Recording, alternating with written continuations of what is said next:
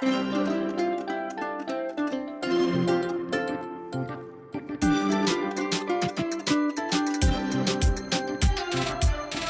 Hannah. And I'm Natalie. Welcome to the Stride Sisters podcast. On today's episode, as promised, we are talking about the Walt Disney World Marathon 2025 and our post-Dopey shenanigans. If you didn't catch last week's episode, we covered everything from arrival through the half marathon. So check that out to get the full story. We finished up our Marathon Weekend 2025 recap with Marathon Sunday, diving into our individual race experiences. We then talk about the rest of our trip. Storybook dining, medal photos galore, capture your moment, and a surprise bonus afternoon. So, lace up your shoes and step into the magic with us.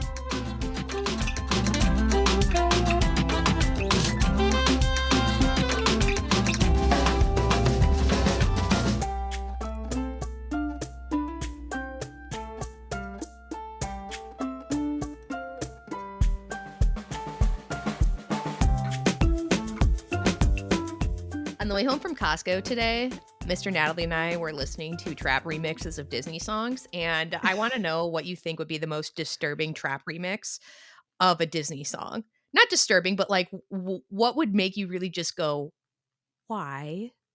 Because I have one in mind. What's the really sad song from Tarzan when you realize his parents died? That one.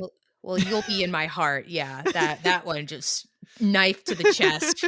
Mine was Baby Mine from Dumbo. Oh. Yeah. Yeah. But yeah, that's actually a really good one too. That hits right in the like dead parent issues that I have. So, welcome everybody. I promise that what we're going to talk about today is way happier than whatever that just was. Yeah.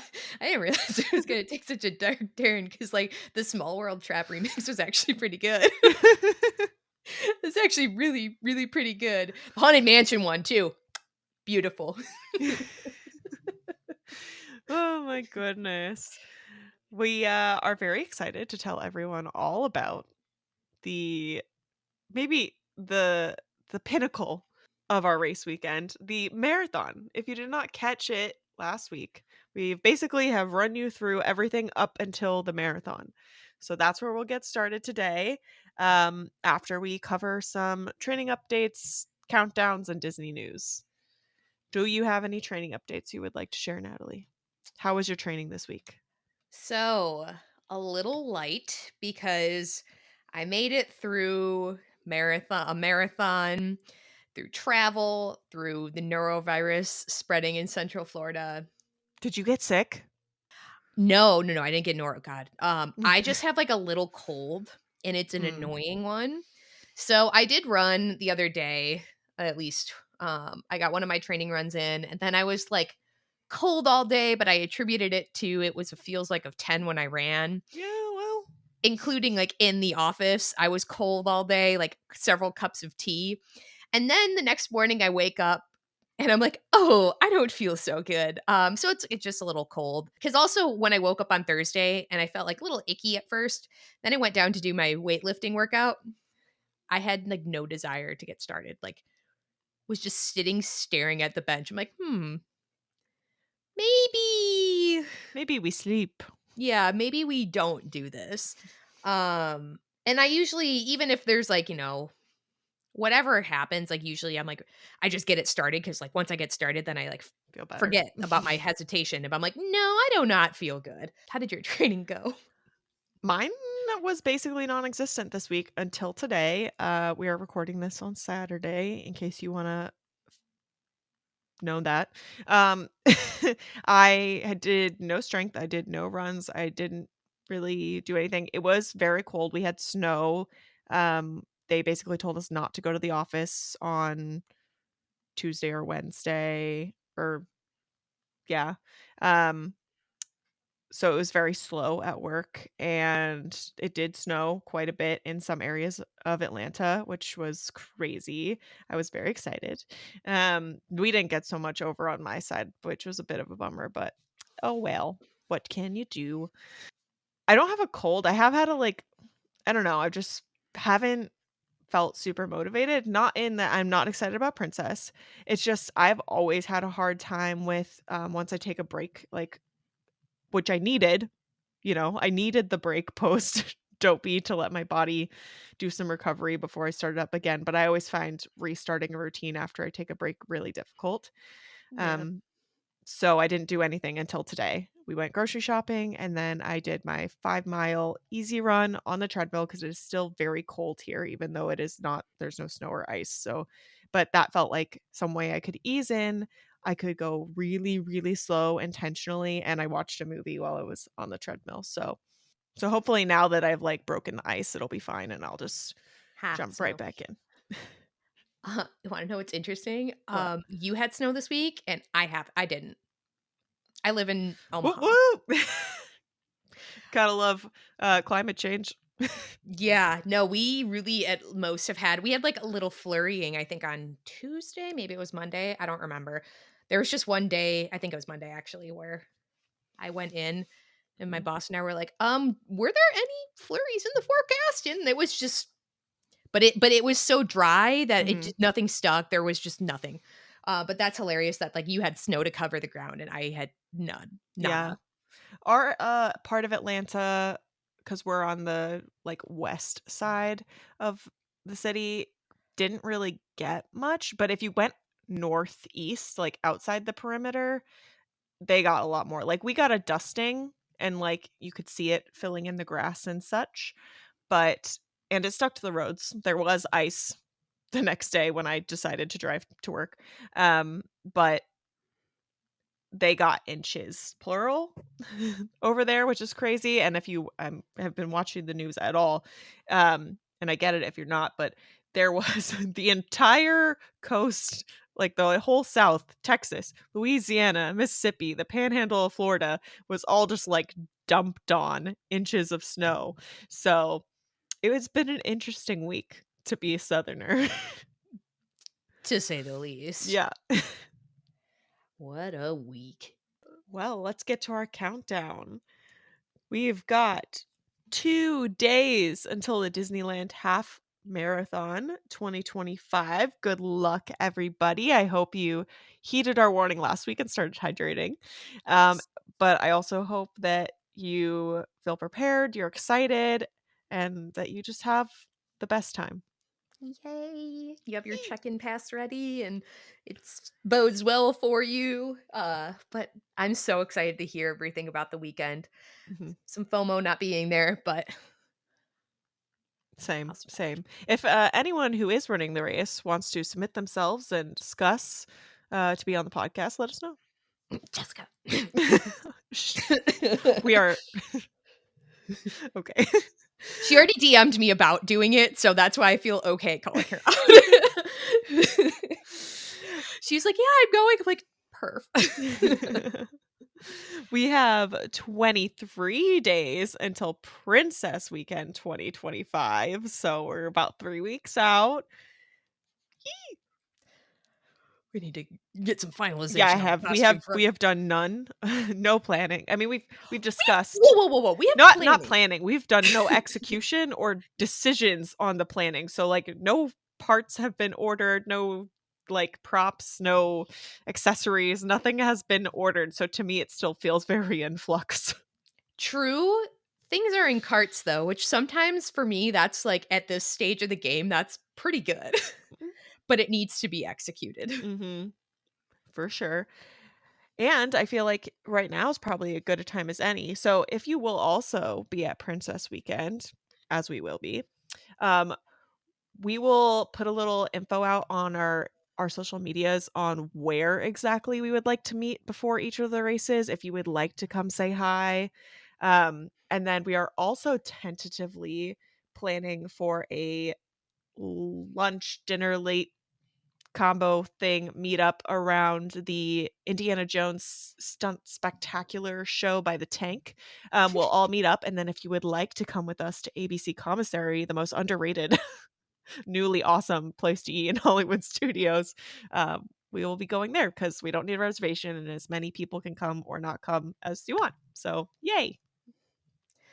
Location courtesy of my spouse. I asked Mr. Natalie, where would you plan a meetup at Disney? And he goes, the tank behind Indiana Jones Epic Stunt Spectacular, which is kind of hidden back there. So we'll maybe jut out a little bit. Because he's like, people would go, oh, there's a tank behind Indiana Jones Epic Stunt Spectacular. So we can thank Mr. Natalie for that. Mhm. Actually, it's a pretty decent idea because it'll be funny. If you can find us, it'll be funny for the bit. And because the only other things I could think of were the creepy nanny chairs at the boardwalk. And um, yeah, nothing against them personally. But So, yeah, we're excited. All right, we've got 65 days until Springtime Surprise Weekend 2025. Are which there means any surprises? your ADRs are this week. Oh, that's true. So, surprise, your ADRs are here. And Are you going to make some? I'm just thinking about it.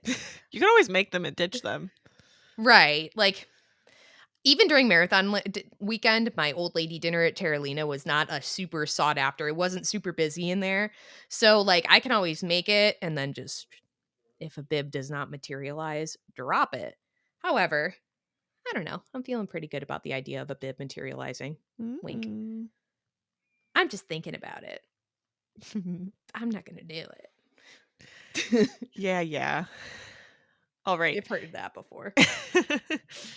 219 days until Disneyland Halloween Half Marathon 2025. The shirt deadline is February 12th, 2025, and proof of time, as always, is April 1st, 2025. Take it seriously, people. Okay, we've got 268 days until Wine and Dine Half Marathon Weekend 2025.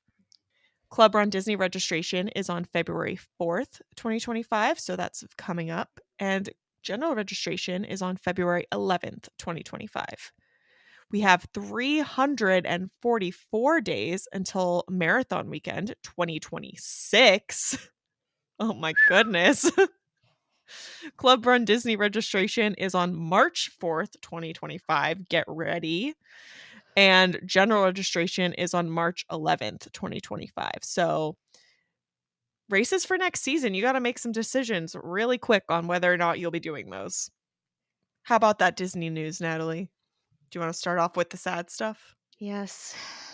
So we got a Muppet update and dates where we will no longer be able to experience, access, live, laugh, love in the Muppet Courtyard. Muppet Vision 3D and Pizza Rizzo will have their last day of operations on June 7th, 2025. On the 8th, the construction walls will go up behind the Coke stand, so all of Muppet's Courtyard is going to be shuttered at that point in time.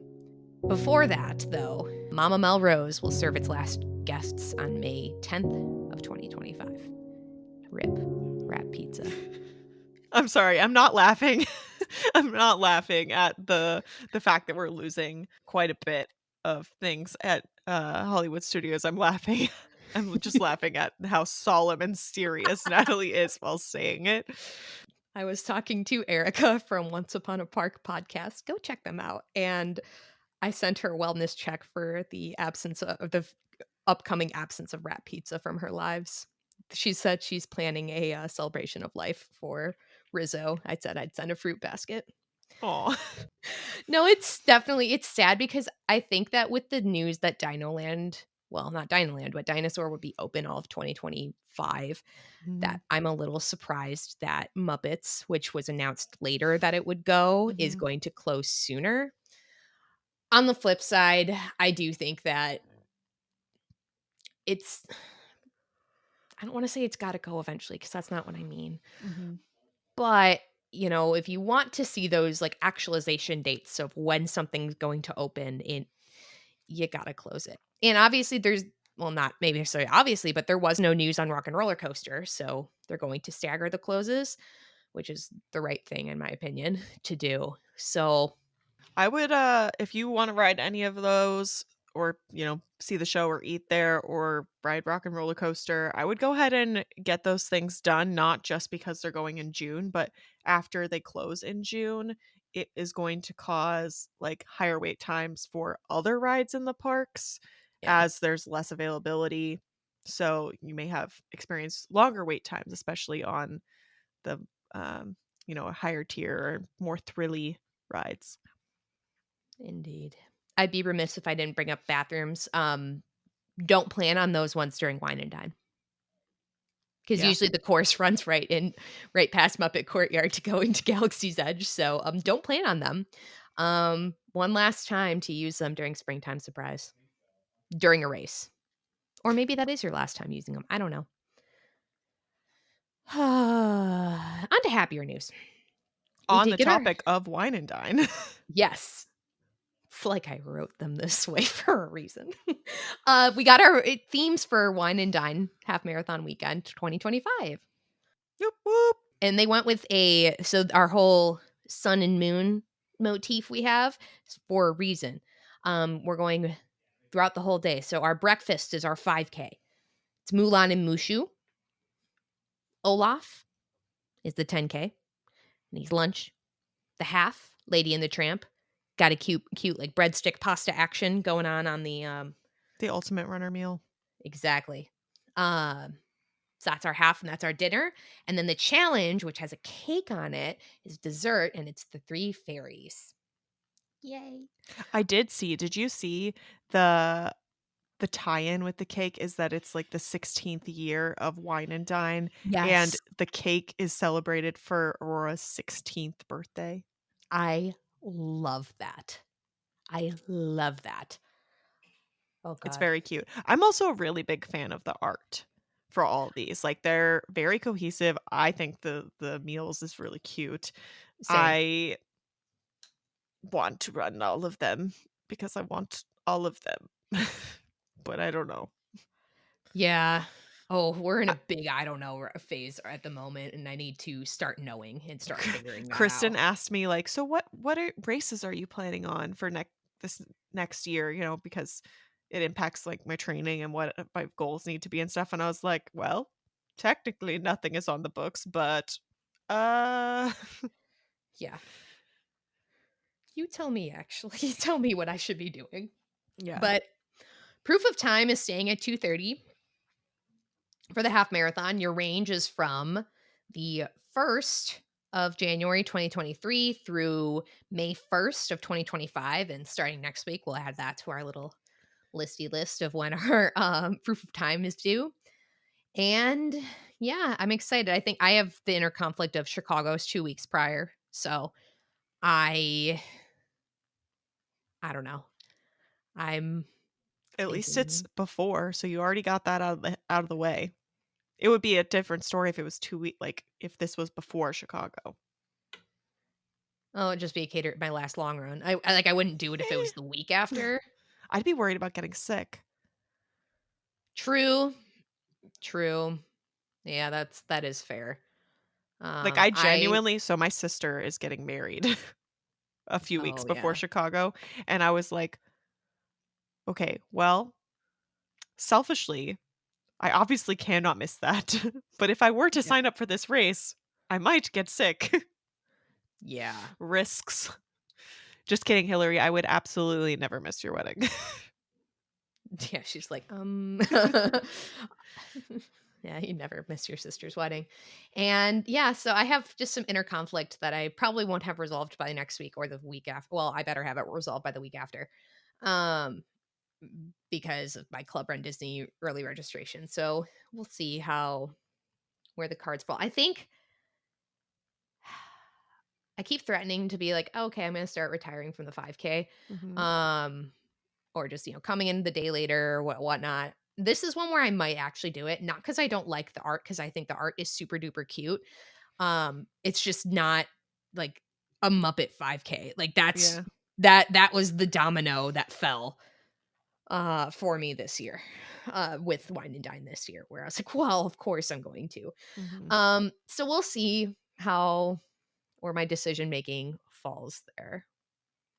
with that because I feel like I would be fine with doing the half standalone, Mhm. but I also love I love I love a tie-in like the 16th birthday. I love the fairies. I so also Olaf's really cute too.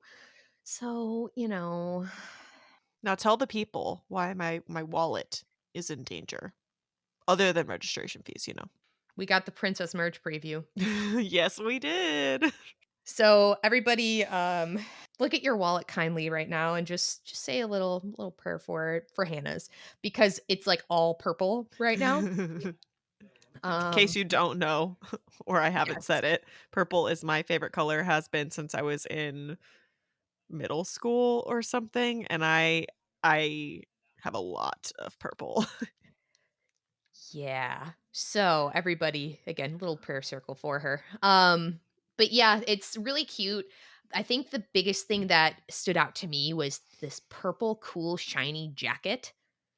Funnily enough, I have mixed feelings about the shiny jacket. It's either gonna look really, really good on or really Mhm. good or, like, just okay.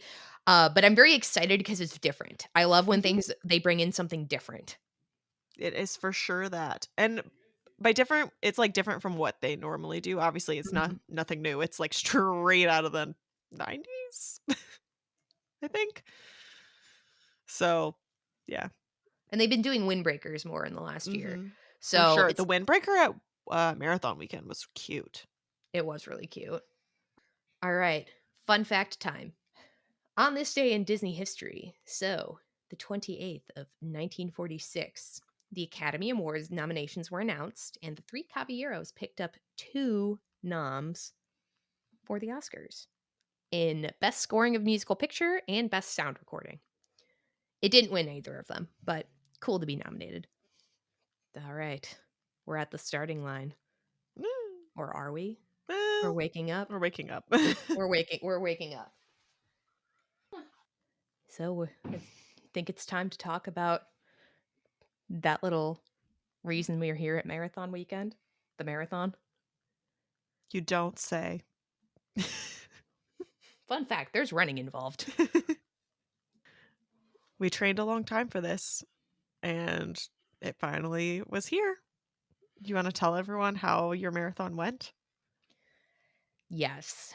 So to recap from last week a little bit, I had done my little PR ritual.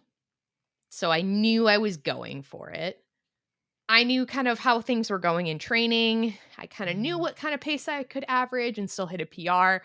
So I kind of figured that it's one of those things I say a lot where I owed it to myself to try.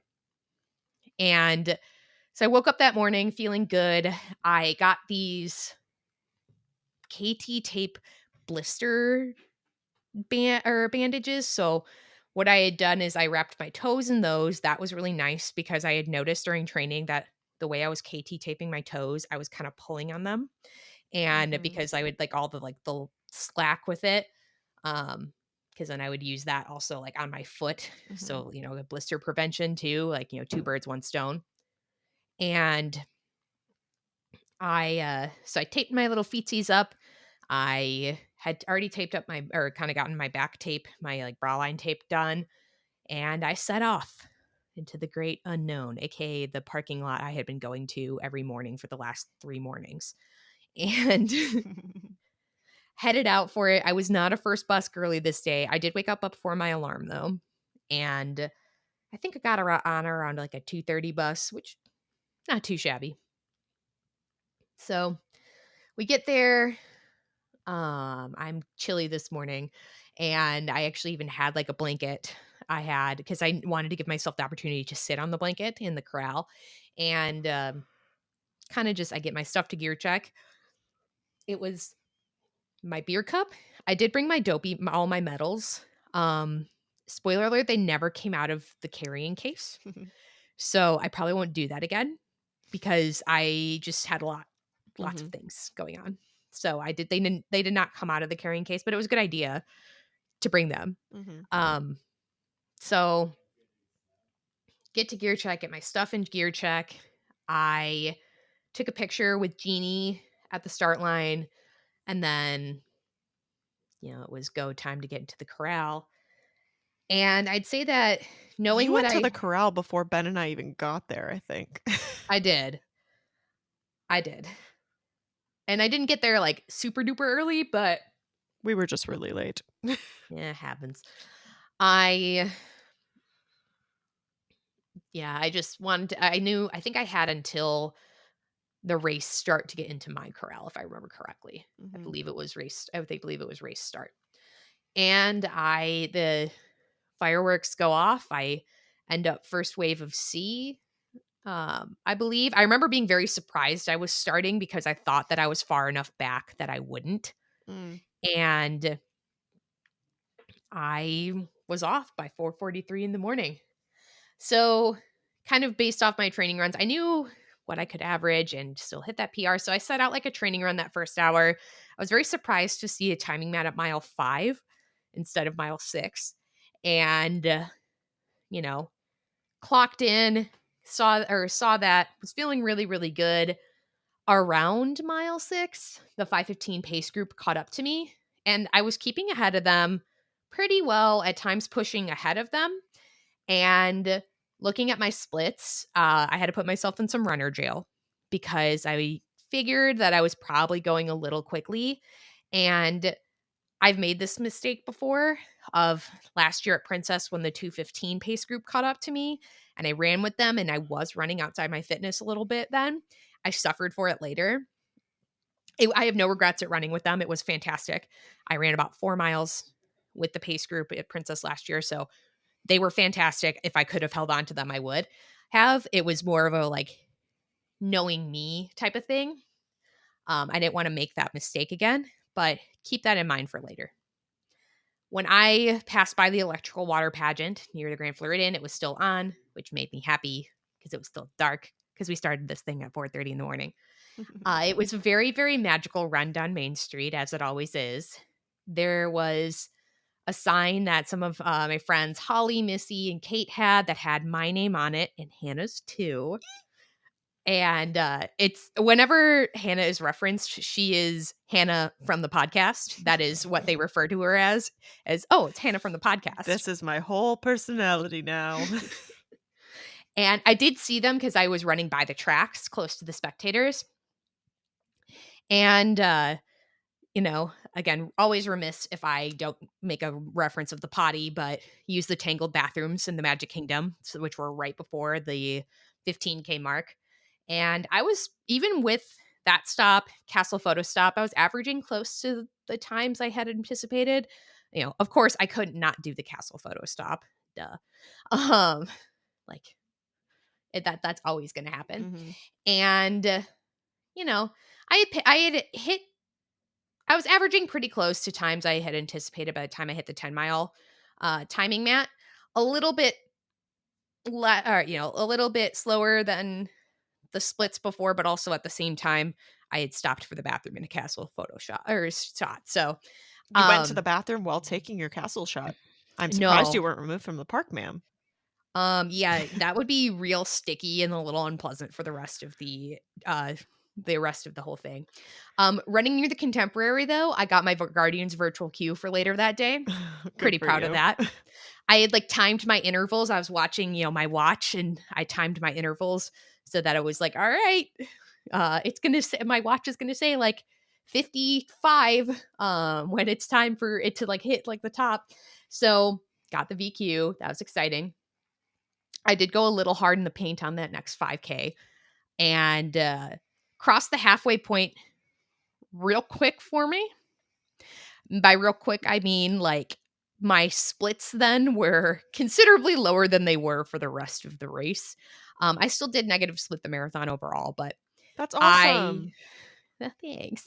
I had I was a little surprised with myself because I knew that I was trying to like push it a little bit because it's like, okay, like I don't really like what I saw. Not like I don't like what I saw because a marathon is 26 miles and what like 1 5 mile chunk of it that's like around the pace you were anticipating is still fantastic, right? And like I don't like to assign values to paces. So also just with all this whole conversation in mind, no matter what your pace is and what your pace was.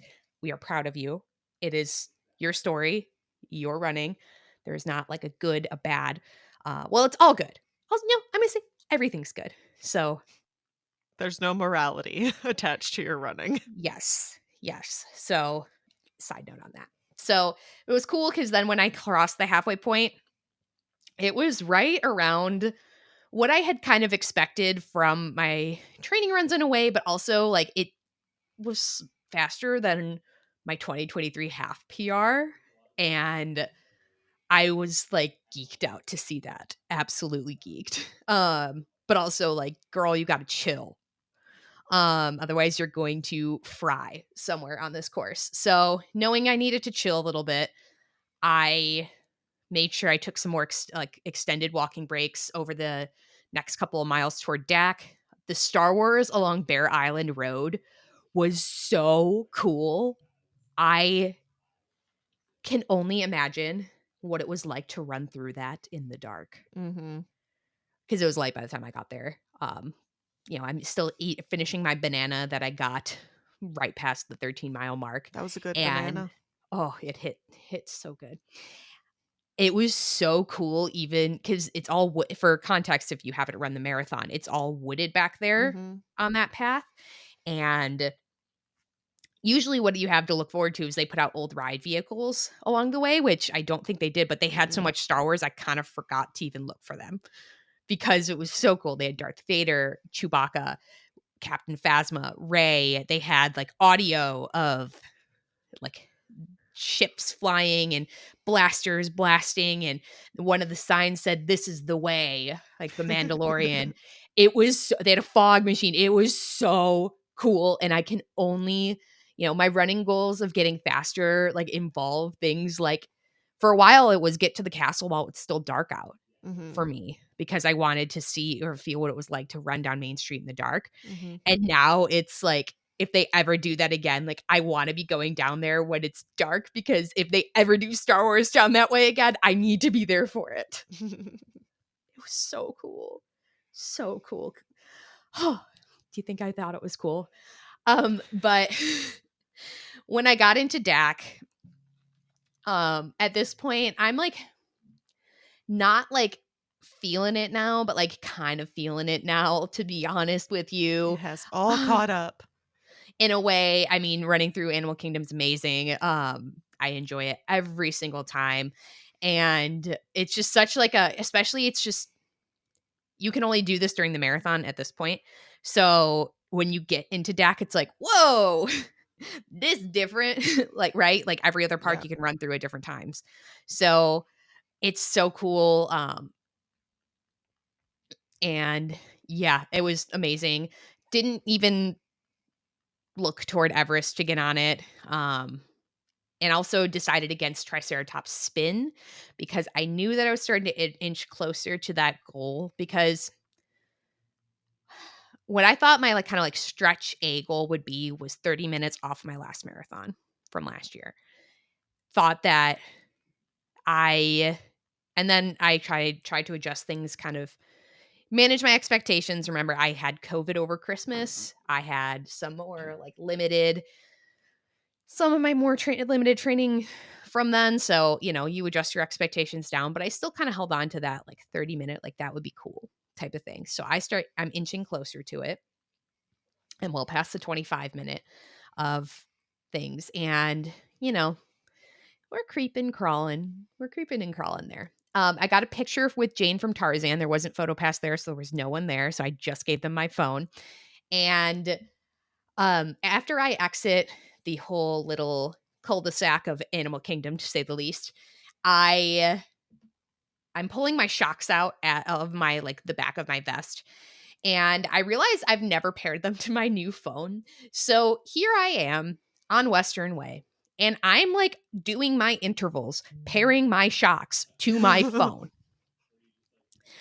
And I'm pretty good at like, well, I think this is the first time I've actually employed like when I do the raise my hand of like a countdown, Mhm. 5, 4, 3, 2, 1 with my fingers. Because I like that the pace groups usually do that audibly. When I'm alone, I just kind of, stick it up and then or I stick my hand up and then do my countdown. And so I get them paired because usually I'm not really a music girly during the marathon, but I kind of knew that I was starting to, I'm not going to call this a wall because I was feeling beautifully, feeling pretty good, but I knew that I had kind of, I was feeling it. Okay. I Mhm. was feeling it. Get to the 20 mile mark. Then I'm within like 3 minutes of what that 30 minutes off would look like. And I go, okay, let's go. Because it was one of those things where it felt a little slower than when I was actually running. So Mhm. I was like, okay, I think I can do this. Get to the Blizzard Beach parking lot, um, and start like I would drink a cup and then dump a cup on myself because at this point, when you're running along, when I was running along Western Way, I'm in full sun, and it's not like it's warm out. It's not. Mm-mm. I'm warm though because I started the race when it was 40 degrees at 4:30 in the morning. Mhm. So I dump a cup, I drink a cup. Obviously, I'm not dumping Powerade in case that wasn't abundantly clear. We don't And need to be sticky. yeah, no. Um, I was salty, didn't need to add sticky to it. And the volunteers kind of looked at because I made sure like I was aiming it like at me, not like I wasn't like a rogue woman with my like cup dumping. But like they kind of, and I understand because you're standing there handing up water. It's like, Well, they're ugh. wearing coats and scarves and gloves and Yes. And I'm like, I'm hot. Dump it right onto my visor. And after exiting Blizzard Beach, I took a picture with Bolt because again, no line. And before really that point though, I had taken my fueling down to 20 every 20 minutes because I was hurting a little bit and Mhm. I felt like 30, not that 30 wasn't cutting it, but I was like, well, what if I just kind of give myself a little like boost with 20s? And that actually it was only really the last hour of my marathon that I did that. It's really hard to describe just what the feeling is of hearing cheers through the parks as I'm going by, and people were saying my name like off my bib. Something that's Lucky. kind of nice about being where I was, like, in the pack and whatnot, is that there weren't a ton of people around me. So Mhm. it definitely energizing, like, go Natalie, as I go by. Go down the boardwalk. I made sure I hit the crown sign as like a tap for a power up when I passed. And I remember being a little surprised because when we made our first loop through World Showcase, we saw where they had the mile 25 mile marker, but they were just storing it there until later, I guess, Oh, because so weird. I kept shouting, "False advertising! False advertising!" I was expecting that that was actually where mile 25 was in the marathon, Mhm. and it was more when you were going, I think, up the hill to get to the back or the entrance to Epcot. Mhm. It was, The like, it was right before you got onto the bridge. Yeah. So I'm sitting here like, I'm I'm hurting a little bit, Mhm. right? And like but I know that I'm like I can taste to my goal. I know I can. So, you push through it. And I'm expecting mile 25 to be between or like past Canada where I saw it earlier, and I'm like, "All right." So when I see the mile marker, I am absolutely bamboozled. I am aboard the Perplex Express and I'm like, "Okay." So we get into Epcot, and again, I know this is going to be unpopular, but getting into Epcot and being where I was, feeling how I felt, I was not unhappy to not have to go all the way around the World Showcase. Because I mean, obviously it would have been at a different point of the course, like right, like Boardwalk would have Mhm. been more mile 24, and right, it would have shifted things a little bit. Mhm. So I can't say that I was mad that I wasn't going the whole way around. I get through Canada or get through Canada. I'm on my way going toward Spaceship Earth, and actually as like really I'm almost passing the Figment statue because my magic band's going off. A group the Geek and Cheer squad had literally just gotten to Epcot maybe a couple minutes prior and saw me run by. So my friends that were there in the morning at Magic Kingdom were like, "Natalie!" way. Because I think I was, I know at this point I was coming in faster than I was even expected on the tracker. Mhm. And yeah, it was around like mile, like maybe 25 and a half, maybe a little bit higher than that. And my mom was at the bleachers right before the finish line, like literally like inches from like feet from the Mhm. finish line. And I had sent her updates from like the 15K on, warning her because I originally gave her the estimate of 10:15 for my finish. I said, I think you should plan on 10. Because I was like, I think I'm gonna get there a little after 10. So um when did I finish? Right at 10 a.m. Woo! Right at 10 o'clock, because I had somebody ask me, like, oh, what time was like, I have some footage, like, what time did you finish? I was like, literally 5:30, like on the dot on the clock. Mhm. So, um, to say that 30-minute goal, 31 minutes and 55 seconds slashed off my 2024 marathon time. Great job, Natalie. Which comparing also then to my first Dopey, over an hour and 40 minutes faster than my first marathon in 2023. So to say that I feel validated in just how much growth and work got put into this is underselling it a little bit. Yeah, as I sit here and also waffle a little bit about springtime surprise, that time, not that it would be valid because it's past the POT deadline, but just hear me out theoretically, would get me, that's POT. My time gets me under POT for a 10 miler. So in terms of like, you always think you have to like renew, I call it like renewing your POT because I need to renew mine under my married name. I I got it. I have like a renewed one at least for that, but we all know that I have unfinished business in places. So I feel like, not that I'm not even close to suggest this was my final Dopey. It was Natalie Boyle's final Dopey, but not me as a person, because that's just Mhm. the joke of my maiden name. Um, I did finish unfinished business there because I felt good.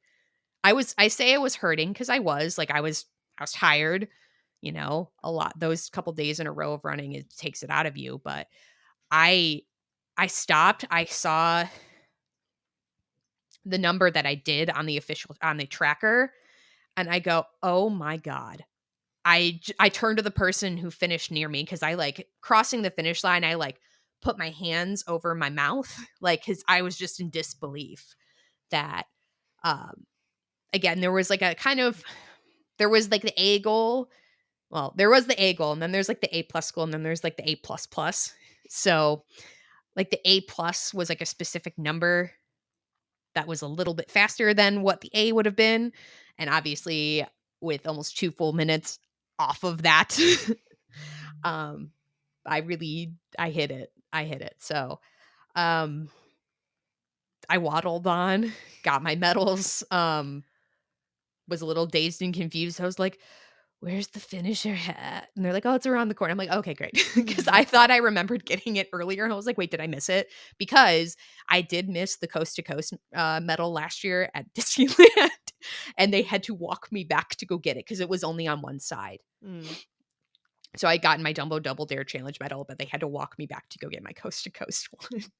So I wanted to make sure I did not miss the ear hats, Mhm. the finisher hat. So got that, got my medals, went to go get my stuff from Beer Check, got a beer. Did I just call it Beer Check? That's hilarious. It's Beer Check from now on for me. Now that, even though I put more things in it now. So I got it for Beer Check, got a beer, and then met my mom right past the finish line, where actually one of my and Hannah's old sorority sisters was waiting. And she and my mom were sitting next to each other chatting, but did not know That they the should know context. each other. Yes. And I was like, "Oh, hey, Becca." My mom's like, "Oh, you know her?" I was like, "Yeah, she was a Tridalto with us." And she goes, "No kidding. We've been sitting here talking for like 20 minutes." Uh, but yeah, we sat, and then I waited for Hannah to finish. I was just a little bit behind you. That's an understatement. I was quite a bit behind you. But I our our morning started not quite as perky, I guess, as Natalie's. Like we didn't wake up before our alarms. We woke up when it went off and we laid in bed and did not get up. We were awake. We did not fall back asleep, luckily, but we we got slower and slower with every race, and the marathon was the slowest of them all. We got ready. I kept overthinking, double thinking, triple thinking, rechecking the weather, trying to decide what to wear because I couldn't decide with the way the temperatures looked if I was going to get hot. Like if I Yeah. needed, because it was pretty cold to start. And I know that if I go on a run, like by the time what the temperatures were sort of looking like they might be, that I could get warm. But then I also remembered that when I ran Chicago, I was cold the entire time. So I decided I was going to go with the warm. So I ended up putting on leggings and a long sleeve shirt. Um, Added that to my like costume, I guess. So I had a gray long sleeve green shirt and my dopey skirt with my leggings underneath instead of my shorts. And I was warm.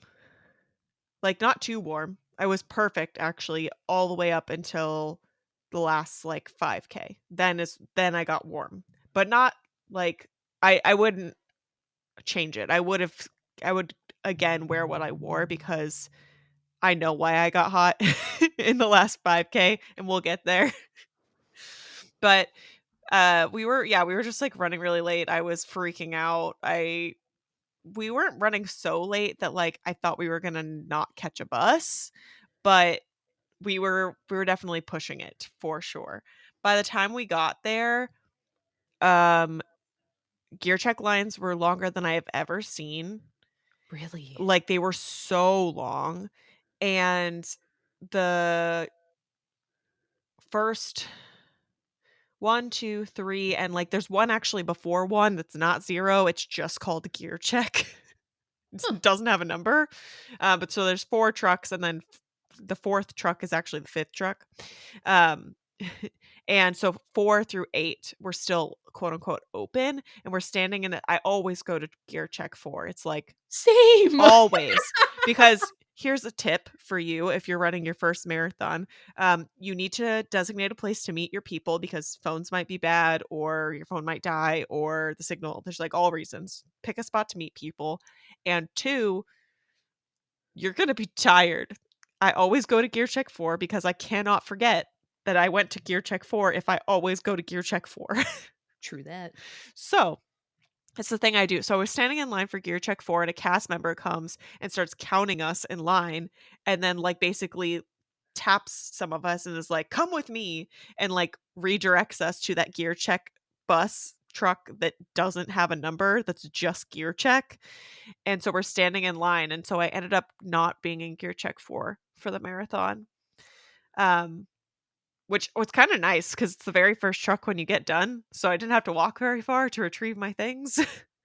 But it was True. also, yes, very stressful knowing that, like, while we were standing waiting to check our stuff, the national anthem was sung, the fireworks went off, the Roll Disney went, the first runners went.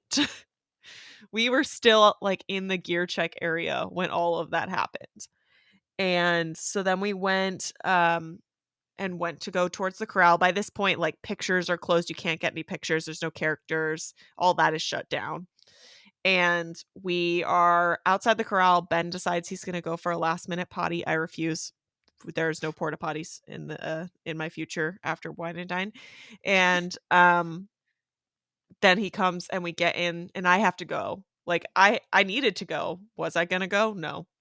So I was very happy in the corral from like a warmth perspective because it was cold. Do not get me wrong. It was cold. Mhm. But Ben and I planned ahead very well and that we had a full throwaway outfit. We had sweatpants, sweatshirt, um, like the hand warmers. We bought beanies that we were okay with throwing away. Well, I wore my real gloves because I knew I could shove those into my vest. I knew there was space for them. But so I was, like, nice and cozy. I just had to go to the bathroom, so I was really annoyed. And luckily, because we were so late, Yeah. I didn't have to just stand around in the corral too long after that. We started I would just looked it up before we got on.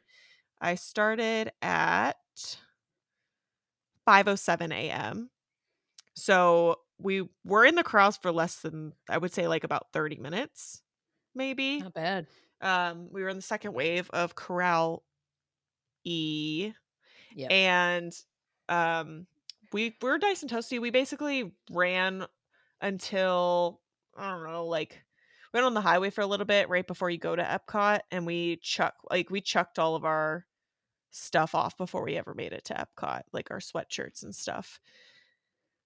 And then by the time we went to Epcot, because I was just holding out, guys, really had to go to the bathroom. I was trying to get there. We made it. I was so relieved. I Ben was really confused, I think, when I didn't, like, beeline it for the first bathroom, but the first rule of Run Disney Park bathrooms is do not go to the first bathroom. True.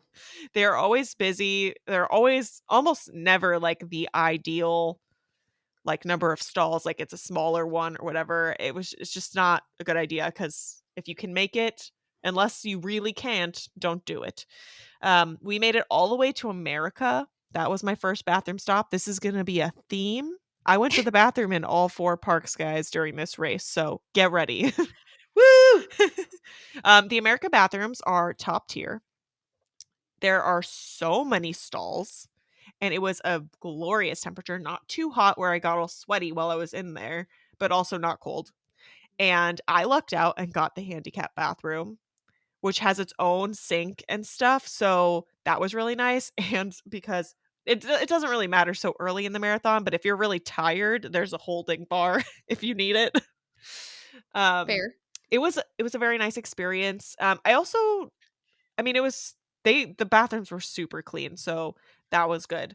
Then we continued on after America and made it to the highway. The highway was much less crowded this day. We were, like, chugging along, feeling great. Um, I didn't experience any kind of discomfort issue, anything like that until, like, the second half of the race. So the first half was chef's kiss, awesome. I was really holding us back. I really was scared of us taking off too fast like we did in Chicago. Now, we did run the very first mile a little fast, but because we had to, like, stop and take off all of our layers and we had to stop for a bathroom, like, it didn't bite us the way it would have in Chicago, because we basically put ourselves in runner jail by doing those things. Um, and then we you can it's really funny if you look at my splits, like, you can see where I went to the bathroom based on my pace, because there's, like, a 5-minute drop in pace on the miles that I had to stop for the bathroom. Anywho, then the highway was a lot less crowded, which was nice, and a much more, well lit than it was on half day, which was nice. I was just, happy to feel like I could continue doing my run intervals the whole time. I never felt at any point like I had no option but to walk, which sometimes does happen on course at Disney. It's when you get the sidewalks that are narrow and there's, like, no shoulder area really to go to or anything, and people are crowded, sometimes that's how it be. And luckily I never felt that during the marathon. Polly was also less crowded and more well lit. I didn't feel like we were constantly about to run into a cone or step into a pothole or, like, fall off of the road or anything like that. So that was really nice. We finally made it to Magic Kingdom. It was late by the time we made it to Magic Kingdom, and again, had to go to the bathroom. We made it all the way to the Gaston, bathrooms, which are kind of like, I think it's the 3rd or 4th option for bathrooms in that park based on how the course went this year. Um, and that was really good. That was also when I took my first pickle shot of the race, so that was good. I never got to a point with fueling or electrolytes or anything where I felt like I was not fueling sufficiently, and with hydration, I for sure did not underdo it compared to Chicago, where I never went to the bathroom, versus this one where, if there's 4 parks and you know that I go in all of them, I went to the bathroom 4 times. So, I might have overcompensated potentially, but that's probably better than ending up in a medical tent. Exactly.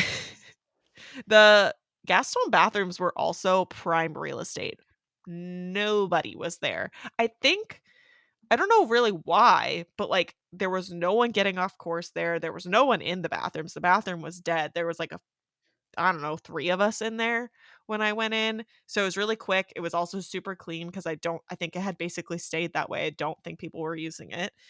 And then we, like, made our way. My parents, again, were a li they were concerned and a half about our timing as well, but, my parents were able to see us at I think they saw us at Magic Kingdom, and then actually, when I'm backtracking just a little bit. So right after we ran up Main Street during the marathon, our coach, Kristen, was not actually running this race due to a foot injury, and she posted herself up at Casey's, corner, right?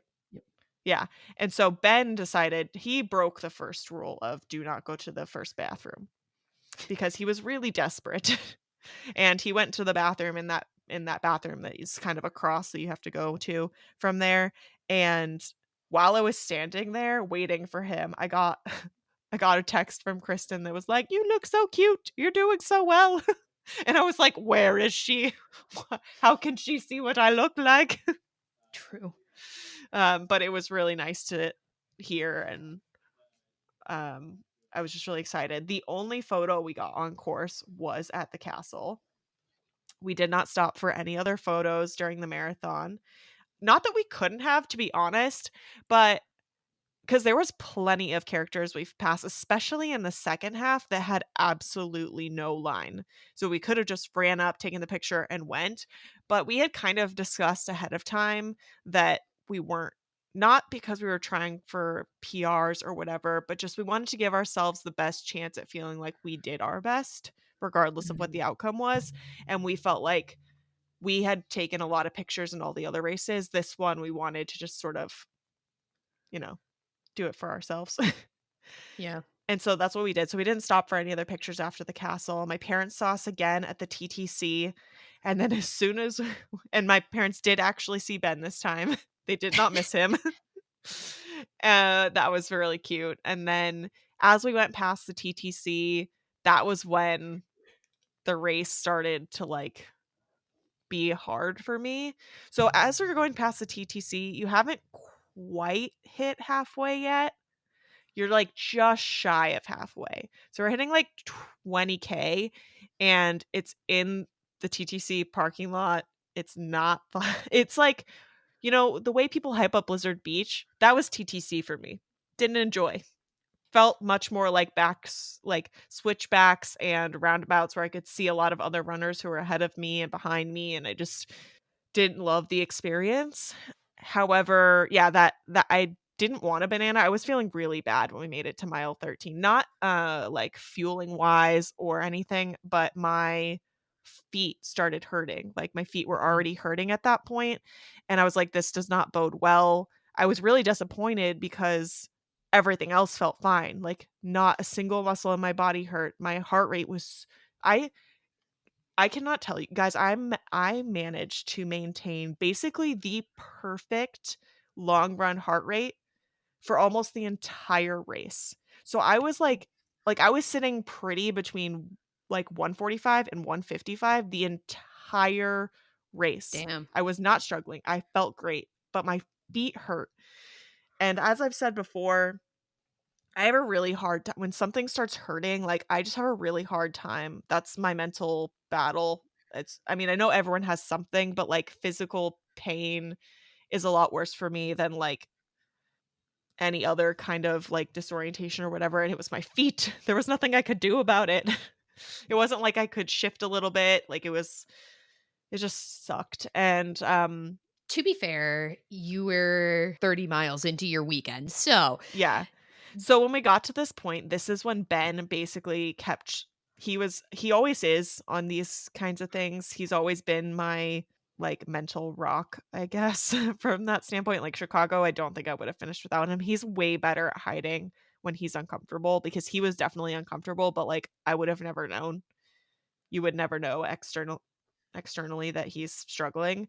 And he basically kept reframing the race for me. He was like, "We're not only halfway there. We only have think about it like this instead. Like, we basically have 12 miles. That's not even that long of a long run. And we've done a ton of those long runs. So, like, we can do this. This is easy. Like, no big deal kind of thing at this point. And like, reframing it, and I had on my phone the "Just get to Animal Kingdom, just get to Animal Kingdom." I did struggle a little bit getting to Animal Kingdom because it's in the woods and I had never run this course before. I just felt really disoriented, so I was in pain and I just, like, couldn't decide between mile markers, like, how much progress I was actually making. I've definitely yeah, started to feel that, like, trudge of, like, "Am I even moving?" mood. So, m Then you saw the poop plant.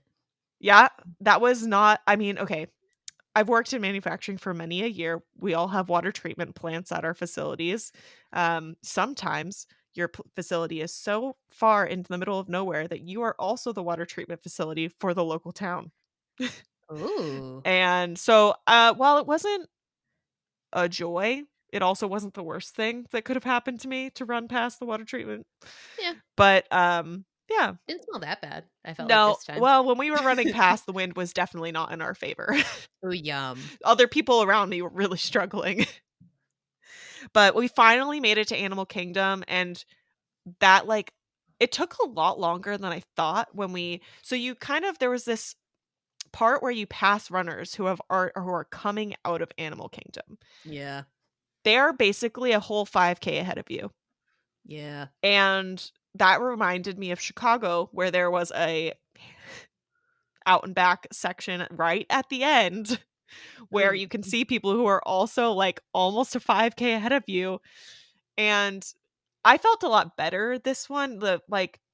The encouragement was just better. There was a DJ right when we entered that area.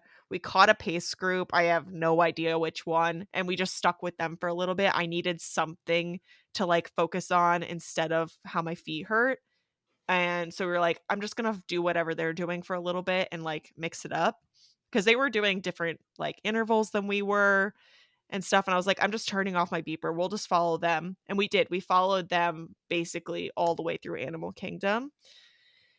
And Animal Kingdom itself was great. It was very exciting. I was happy to check off that park from my list and that, now I've run through all the parks.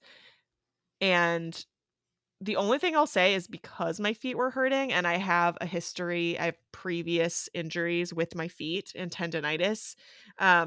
The like fake cobble uneven oh, yeah. surface that is Animal Kingdom was not the greatest for my feet. And I think I took a slightly extended potty break in Animal Kingdom because I was struggling so much with my feet hurting. I kept up. I didn't miss any fueling or anything, so it wasn't like it was literally just my feet. I felt so good otherwise. Went to the bathroom, did not feel so good otherwise when I exited the bathroom because the bathroom was great. I went to the ones behind the Nemo building. As, Clutch. Mr. Natalie has said in the past, it is, they are clutch during a race, but they are not clutch during the day.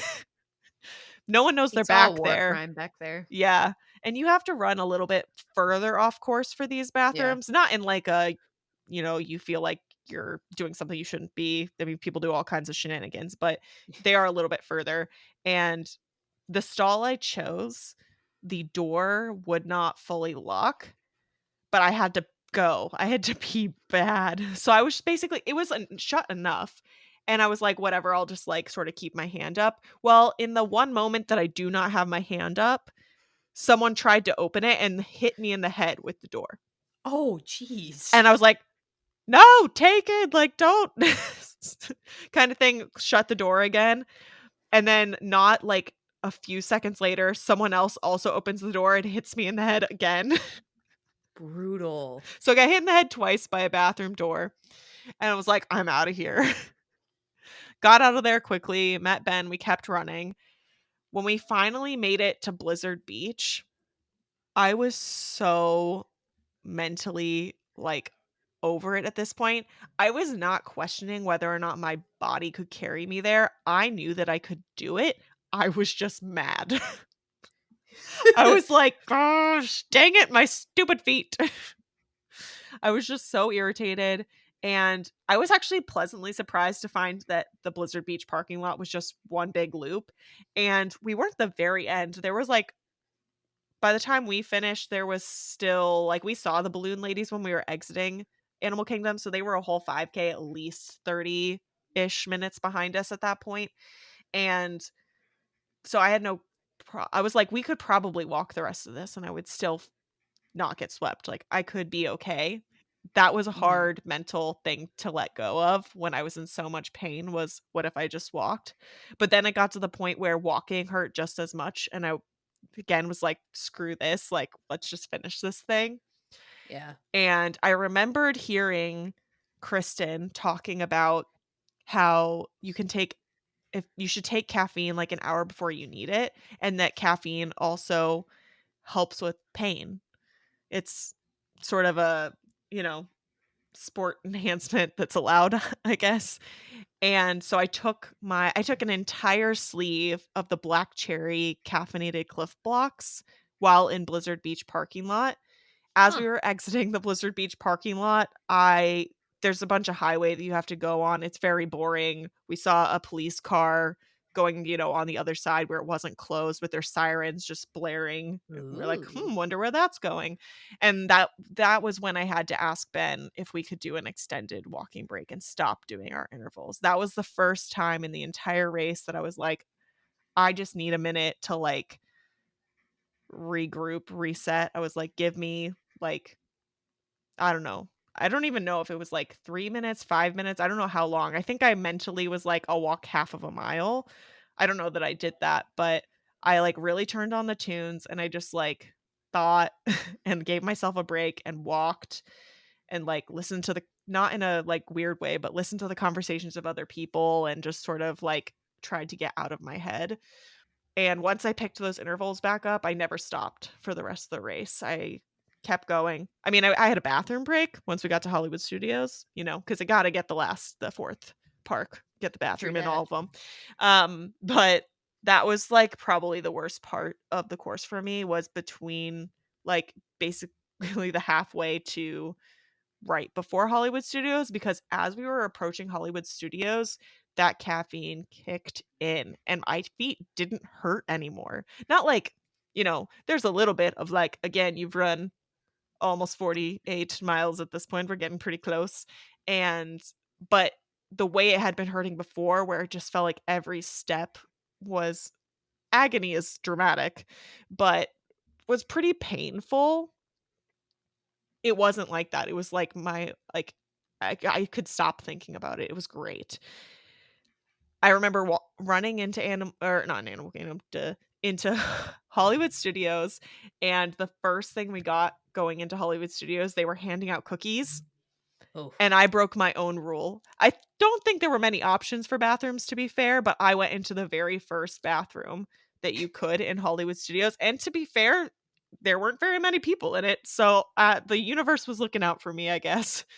And it was a quick in and out, and this is when, because I did my final bathroom break, my energy levels were coming back up, I ate those cookies, I made Ben hold them while I went to the bathroom, and then I tore into them the second I got out. I was just like, "Nom, nom, nom, nom, nom." Chocolate and biscuit cookie. I turned into Cookie so good. Monster. I really wish I had grabbed more than 1 pack from the cast member, but I just felt great. So we really, like, booked it from this point. There's not that much. Like, you're getting into the, like, last 5K basically at this point once you hit Hollywood Studios, roughly. I'm not actually looking at the map. Less. Yeah. Less.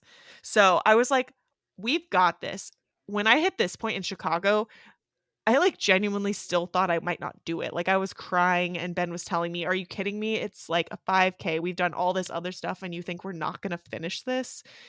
And at this point, it was just like a complete flip. I felt amazing. I was ready to go. And if you look at my splits, it was like I just like turned on the turbo jets compared to the pace I was maintaining the rest of the race.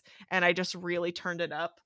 Um, and I felt so good. By the time we, like, were exiting Hollywood Studios, there were tons of spectators there cheering, and I was giving everyone high fives. I was wooing. I was screaming. I was like, "Yes, we're doing this. Yes." There were small children that I was cheering for. There was free candy being given. I ate a handful of Sour Patch Kids, which I took directly out of the bag. Um, I ate multiple Twizzlers that someone gave me. I ate a pack of M&Ms. I ate something else, some other candy. I know there was something else. I ate a lot of free things from strangers. I feel like, they tell you not to do that as a child, but when at Disney, During a during marathon, a marathon, like, you are given lots of specifically. free things. Chicago, they were handing out lots of free things. I don't think I took very many during Chicago, but these were prime. I was feeling great. I think Ben was a little shocked at how, like, much I turned it around because I started passing him and he was having to come catch up to me. And Ben's the faster runner. So he was like, "Whoa, what happened?" And like I was going. We hit boardwalk and I was like, "Yes!" Sprinting. Speed Demon Hannah has entered the chat.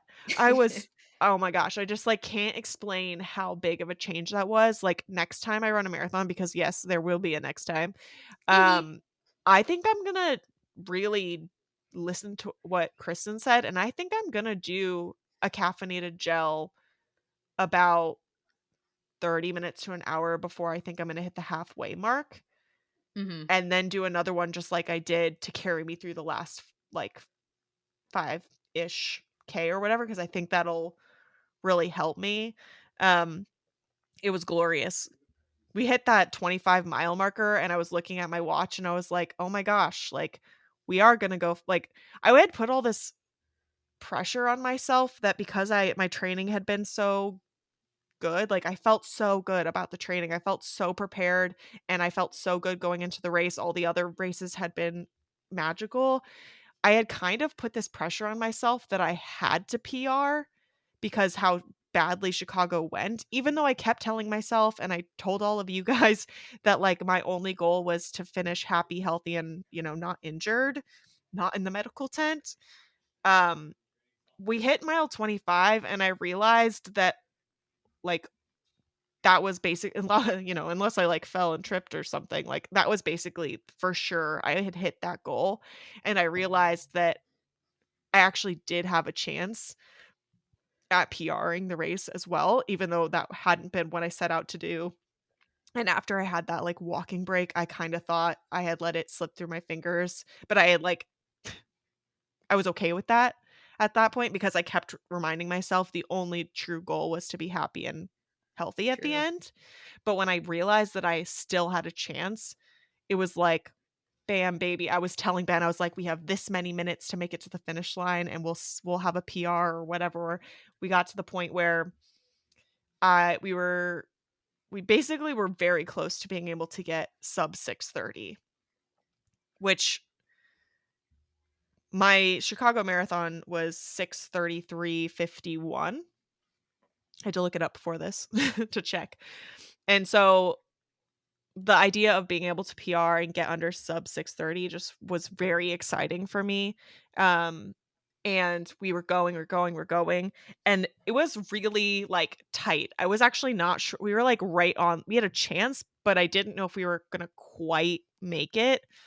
Yeah. And we made it to, like, finishing tunnel, and I could see the clock, and I could see my watch, and right before we come around that bend, I had just told Ben, like, "Hey, if you feel good and you wanna go for it, go for it. Like, don't even think about me," because I had basically during Chicago, I begged him not to leave me. I was like, "I can't do this without you. Please do not leave me. Do not leave my side." And Aw. we ran across the finish line holding hands, and, like, it was very beautiful, and I'm so glad to have him in my life. But I also kind of felt like I maybe stole his opportunity because ironically, we walked across the finish line together, we walked across the start line, but our bibs logged that I was 1 second faster than him, and I was like, "I don't think I deserve to be the one who ran 1 second faster after how much support you gave me."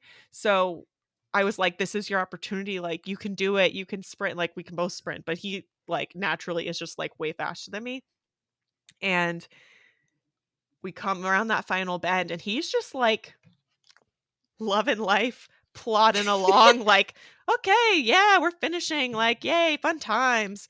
And I see that clock and I realize that if I, like, sprint as fast as humanly possible, I do genuinely have a chance of getting under that mark. My time was 6 hours, 30 minutes, and 3 seconds, which is close enough for me, to be honest. Yeah. It was a PR.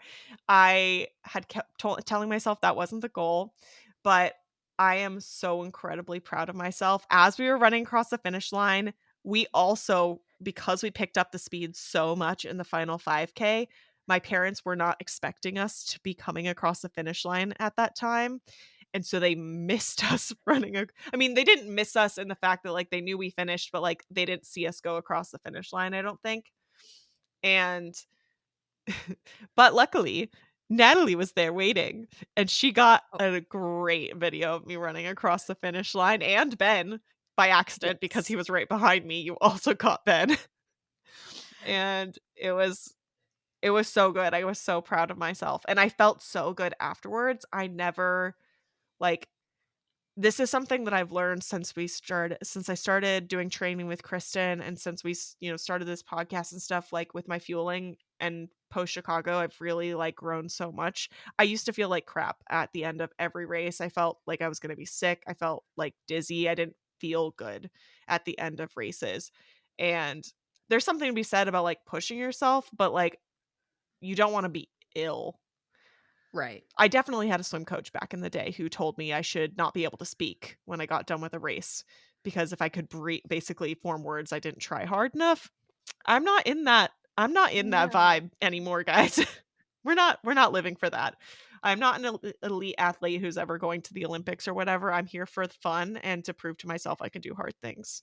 So, I was just really happy with the experience. We collected our gear check from the unnumbered gear check.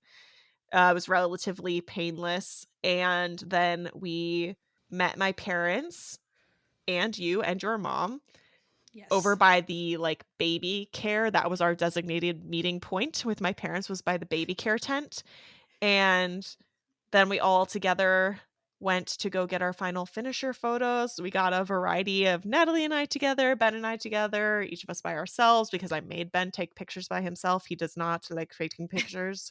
I have to do that, like, not just for races, but just in general. I have to be like, I'll say, "Do you wanna take this picture?" And he's basically says that I'm in charge of deciding what pictures are taken. Like, I'm the True. the picture general, and if I say, then it gets done, and if I don't, then we're not taking it. Oh my god. So, I was just so proud, and, your our parents took pictures of us together, and I felt so good. Like, I didn't cry when I crossed that finish line or when we were getting our medals or when I got the hat or any of that. Um, a little, like, we're gonna talk about what we did after the race as well, but after we got all, like, cleaned up and stuff, we went out and it was sitting on a random, like, Disney transportation bus across from Ben. The bus is basically empty, and I was just thinking about, like, what an amazing experience this whole training block has been, the race weekend, being able to do it with my friend and my partner, and that our parents could be there, and just this community having, like, random people come up to us during the weekend and tell us how much they love the podcast, and to see you guys on course. I saw so many people from our Dopey Strong wearing skirts, Mhm. and every single time I saw someone, even if it was a repeat, in the skirt, I would like tap them on the shoulder and be like, "You are dopey strong. You've got this." Oh, And so that really gave me a lot of energy knowing that like we were all out there chasing the same dream. yeah, it really did. It's so special to be there at the finish line. And I was, as you were coming around the bend, I was watching your location on Apple Maps or religiously. Yeah. I'm like, okay, she's coming around the bend. I'm like, I'm going to start recording early. Um, and my mom's like, oh, did we miss her? I was like, no, that was her. But no, it was like so special to be like, cause I like crossing the finish line was a moment of disbelief for me. Mhm. And not disbelief because I knew I was going to be able to do it, but just the way that it went down, like you get past, I stop my watch, and of course I immediately go to the tracker to see like what's up. Um duh. Mhm. And cuz I remember like when it started to hurt, especially well, when it was hurting, I always think of people who can't do this Mm. and would like to do this. I thought of our coach who was Mhm. hurt and she would have loved to have been out there. I thought of just other people in my life who like would love to have the opportunity to do this. I thought of my dad. My dad passed away a little over 10 years ago, and I dedicated my first marathon to him because I had always promised him that I would finish a marathon in his honor. Hard to not like I always think of him when I'm getting close to the end of that, and like he would have been there obviously. I'm running Chicago in his honor in the fall. So my mother-in-law as well. So I think of people who can't be there, and that always try to propels me forward. Mhm. And also, like, not like past me wouldn't be there because literally me, like, I'm here anyway. I'm here. So, like, I think a lot of the version of me that got off that bus at Princess in 2020, talking to somebody about like the idea of dopey and thinking that that was an absolutely crazy thing. So I think of her. I think of her. I think of her who had a hard time in that first 10K and like where she is now. And it's special. Yeah. It's so special, and it just you know I that 5:15 pacer that I thought was running outside my fitness that I passed by the end. Obviously with less than I was about a quarter mile from I was almost at mile 26 and I was like, "Oh my god, that's the 5:15 pacer," and I passed him. So like stuff where I just done diddly did it. And then I don't think I specified I was dressed as Dopey today. Yeah. We both were. Yes, where I had a little purple sparkly visor. I had a dress that I actually bought off of Once Upon a Marathon because she bought it for her first Dopey, decided she didn't like how the seams fit or like laid on her. And she was doing a closet clean out. She had never actually worn it. I bought it from her. So it's like the sisterhood of like the Dopey dress in a way, even though she didn't wear it. I knew that I would wear it again when I did my next Dopey. Kept in the neck gaiter from the alien costumes. Whoop I whoop. took it off. But I still have it. I'm surprised it didn't fall out. But yeah, it was just a surreal feeling of I did not stay to the end of the finish line this time because It was cold. not even that. Hannah went to the bathroom in every park. Oh, yeah. I hadn't peed since Magic Kingdom. Oh my goodness. By my noon, your girl was about to explode. I remember like debating going into the porta potty because I was suffering that much by needing to pee. So I was kind of ready because I was kind of ready and I was like, well, if I kind of like scurry, what I can do is I might be able to make it back for the post race party. I didn't because I mean I did scurry, but like, and I'll get to that in a bit, but just another job, mission accomplished, Mhm. did the thing and just felt good doing it. I think that's probably the overarching thing is just feeling good, right? My nutrition worked. I put an element into my bladder and that worked really well. I actually probably might do two next time because it was like I have this silicone ring that I got like right before I left for marathon weekend. Mhm. And because I had like one that was like a replica, like not like an actual replica of my wedding ring and engagement ring, but like close enough, but Mhm. it's not comfortable. So I got a silicone one because I was like, yeah, we're gonna do it now. And it has an N on there in case I forget my name. It's because I live in Nebraska and for the and the Nebraska Cornhuskers. So I wore it for I think I did wear it for all the races, but I wore it for the marathon because that was my sodium check. That was my "Are you Oh, balanced?" of check. like if it's tight, then we have a If it problem. starts not feeling good, I'm gonna say it started not feeling good, and it did have to go to the pinky at a certain point, but it was late in the race when it had to go to the pinky. I think we were like mile 24, 25, where I crossed the finish line, it's on my pinky.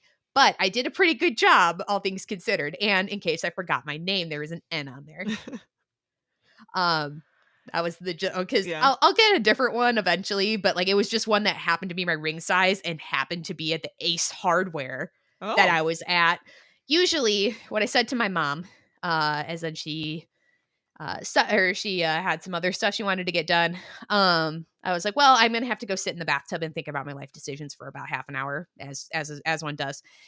And then I'll eventually get out to the parks. I didn't. I took a shower like a normal person. So proud. I did not sit in the bathtub. I just took a shower because then I also kind of was like, oh, I could make it back for the post race like area again, and called my husband then as I'm like kind of getting myself ready for the rest of the day. Call him. I'm like, yo, like obviously he had known I had finished because I had talked to him, and he was kind of like starting to watch the tracker. But we talk. I was just like, yo, like this is wild. Another one.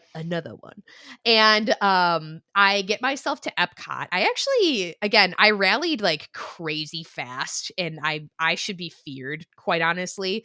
You should fear me because like I think that it was like by the time I got into the hotel room, showered, got ready, whatever for the rest of the day, like it was, and this was like recharging my phone too. Mhm. I think it was like under an hour. It Wow. was, yeah. That is Yeah. fast. Yeah, it was fast. Again, I should be feared. And got myself stuff ready for the rest of like my day.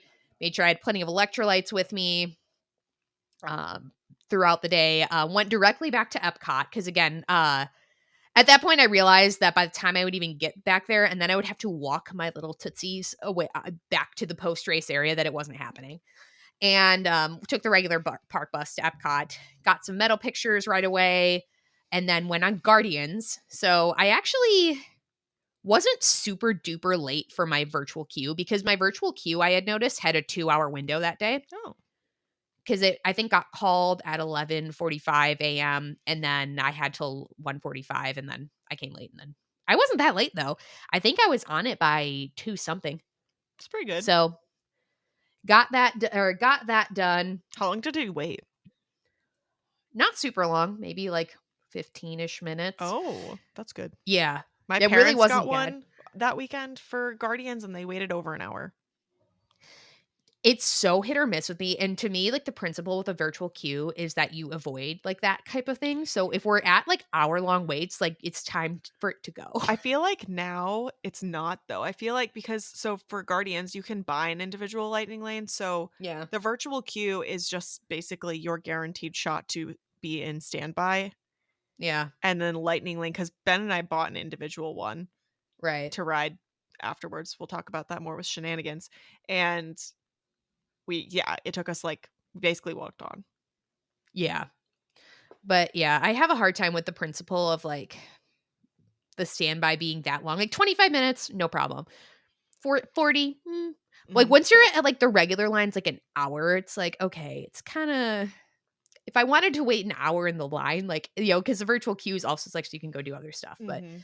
that's not too bad. And then I realized that I had enough time because this was Sunday, January 12th, if we haven't made that clear, and it was the last day of Dino Land. Mhm. So I went over to DAC. I hopped to DAC and I legitimately spent almost all my time in Dino Land during that trip Yeah. because, or during that little visit. Because what I did was I played some carnival games. I did not ride Triceratops Spin because it was like a 30 to 40-minute line for Dumbo, but with dinos. And I understand that completely. I do. It was the last day. I met Chip and Dale in their Chipmunkosaurus costumes. Mm. I showed them their medal. They were really hype about that. With the carnival games, I bought a couple of tickets, I had to play Mammoth Marathon. Didn't win that one, but I did win a Mei Lee doll from one of them. And some lady, some really nice lady, her partner was also playing a game, and she was recording in case he won, but then I won the game. And she's like, "Oh, do you want me to airdrop this video to you?" Hilarious, because like I am lasered in. But I chatted with her, yeah, it was a lot of fun, and, like, I was going to give the doll because it's about, like it's not a big doll by any means. It's cute, it's little, I think I could probably put a metal replica on it pretty easily, and I was gonna, like, give it to a kid, but, like, the more I looked at her, I'm like, "You're so cute, like, you're mine." Like, like, I wanna keep it. So she's in my backpack, she's so cute. I chatted with a bunch of the cast members, was asking them, like, "Where do you go? Do you know where you go next?" In terms of, it was kind of, I wouldn't say it was somber, like, because it was still, like, kitschy Dino Land and cute and whatnot. I, like, kinda took in every little detail. I went to the gift shop. I went to, you know, all the stuff around and kinda, took a bunch of pictures and really, like, said my goodbyes, and then I left and went to the Wilderness Lodge for dinner. Where you met us after Indeed. we recovered. Yeah, we did not have as fast of a recovery, I guess. I don't know. We all got on the bus together. Natalie, me, Ben, my parents, Natalie's mom. We were all there. And rode back, and we my parents had to catch a flight to go home.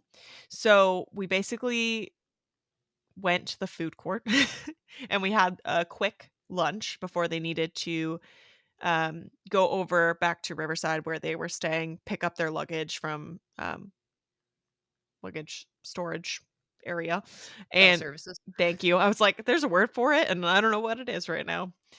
Yes, they picked him up from Bell Services, and then they just caught a minivan or an Uber or something to the airport. I had a I don't know what I had. I had food. That's all that matters. We had food, True. we chatted, I chugged a Powerade, more yellow because yellow is my favorite. All the people who are like, "I've had enough yellow for the rest of my life at the end of a Run Disney race." No. No, you haven't. I have heard so many people as I was going through the line, no one wanted yellow, and they're like, "I've had enough yellow, blue, orange, whatever." They offered a lot of colors during marathon weekends, but I was like, True. "Give me all of the yellow." So, that was exciting, and yeah, once we did that, we went back and showered. Um, I was slightly bummed at the safety limits they have on how hot you can get your water in the hotel, but we did that, and we were feeling so good that we didn't really, like, hang out very long. We were there, we got dressed, and then we kinda just went and we were like, "You know what we could do?" We went to Magic Kingdom, we didn't actually go in, but we went there, got on the monorail, and our plan was that we were gonna go over to the Grand Flow because Ben's never really, like, resort hopped or seen all the resorts, and so he's like, "What if we Oh, just go over to Grand Flow and, like, walk around in there and see what's going on and check out the gift shop?" Well, we got on the monorail, we never got off.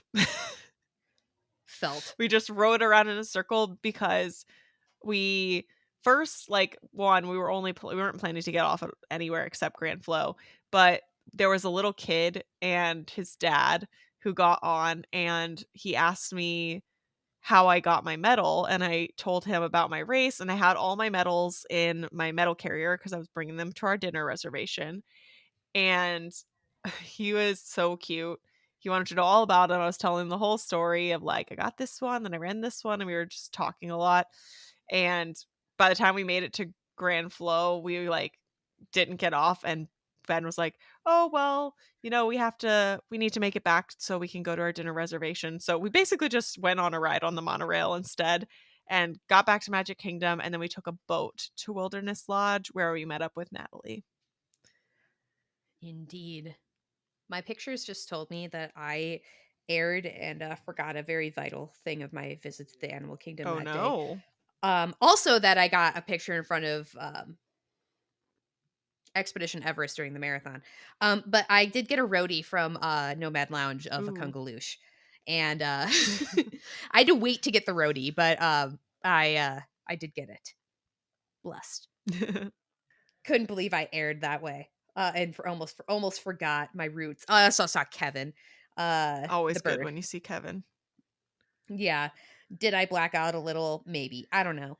A lot of things happened. Anyway, so we met up for dinner. It was at Storybook Dining because it was overrun by the dopey people It as one was. It was does. genuinely it kind of felt like everyone in that restaurant had just run Dopey, and when we checked in, I'm pretty sure the cast member basically said as much of like, "You're in good company." Yeah. It was the yellow shirt everywhere or various zippity tees or small shop stuff or whatever. It was fantastic. I loved it. We had a server from Omaha, which was very exciting Mhm. because it said Omaha NE, which I had to ask, like, where were you from? Mhm. His name And was Martin. yes, he was wonderful. Cast compliment. And we learned, which I don't think were told or realized the first time, is that you can order more of the appetizers if you want more. Yeah, that or Martin is just the best. So we got another order of pretty much everything, right? We Like, didn't cause we get the meatballs, so we had the okay, trio of appetizers. There was meatballs, kind of like a shrimp cocktail situation, and mushroom soup. The mushroom soup is glorious. I don't know if they normally offer second rounds or if it's just because, there was a little bit of accidental spillage because the cup size to spoon size is a little off, and the truth. spoon's kinda heavy, but, yeah, we ended up getting a second round of both soup and the shrimp, and it was very good. I kinda wish they had brought another one of the meatballs, but we also still had our mains and dessert coming, so it ended up being okay. We lived. Yeah. What did you order as your main? I got the prime rib again. Yes, it was a table of prime rib minus me. Yes. I got the pork shank? Yeah, you did. I was like, "Was it lamb?" No, it was definitely pork. It was a pork shank, which Martin had recommended, and he gave me Mhm. the little, like, "You know what you're doing," when I was the only one who didn't order the prime rib. The prime rib is delicious. We had it last time. But I was very happy with the pork shank. It was so good, and it was so tender. I would for sure order it again. Yeah.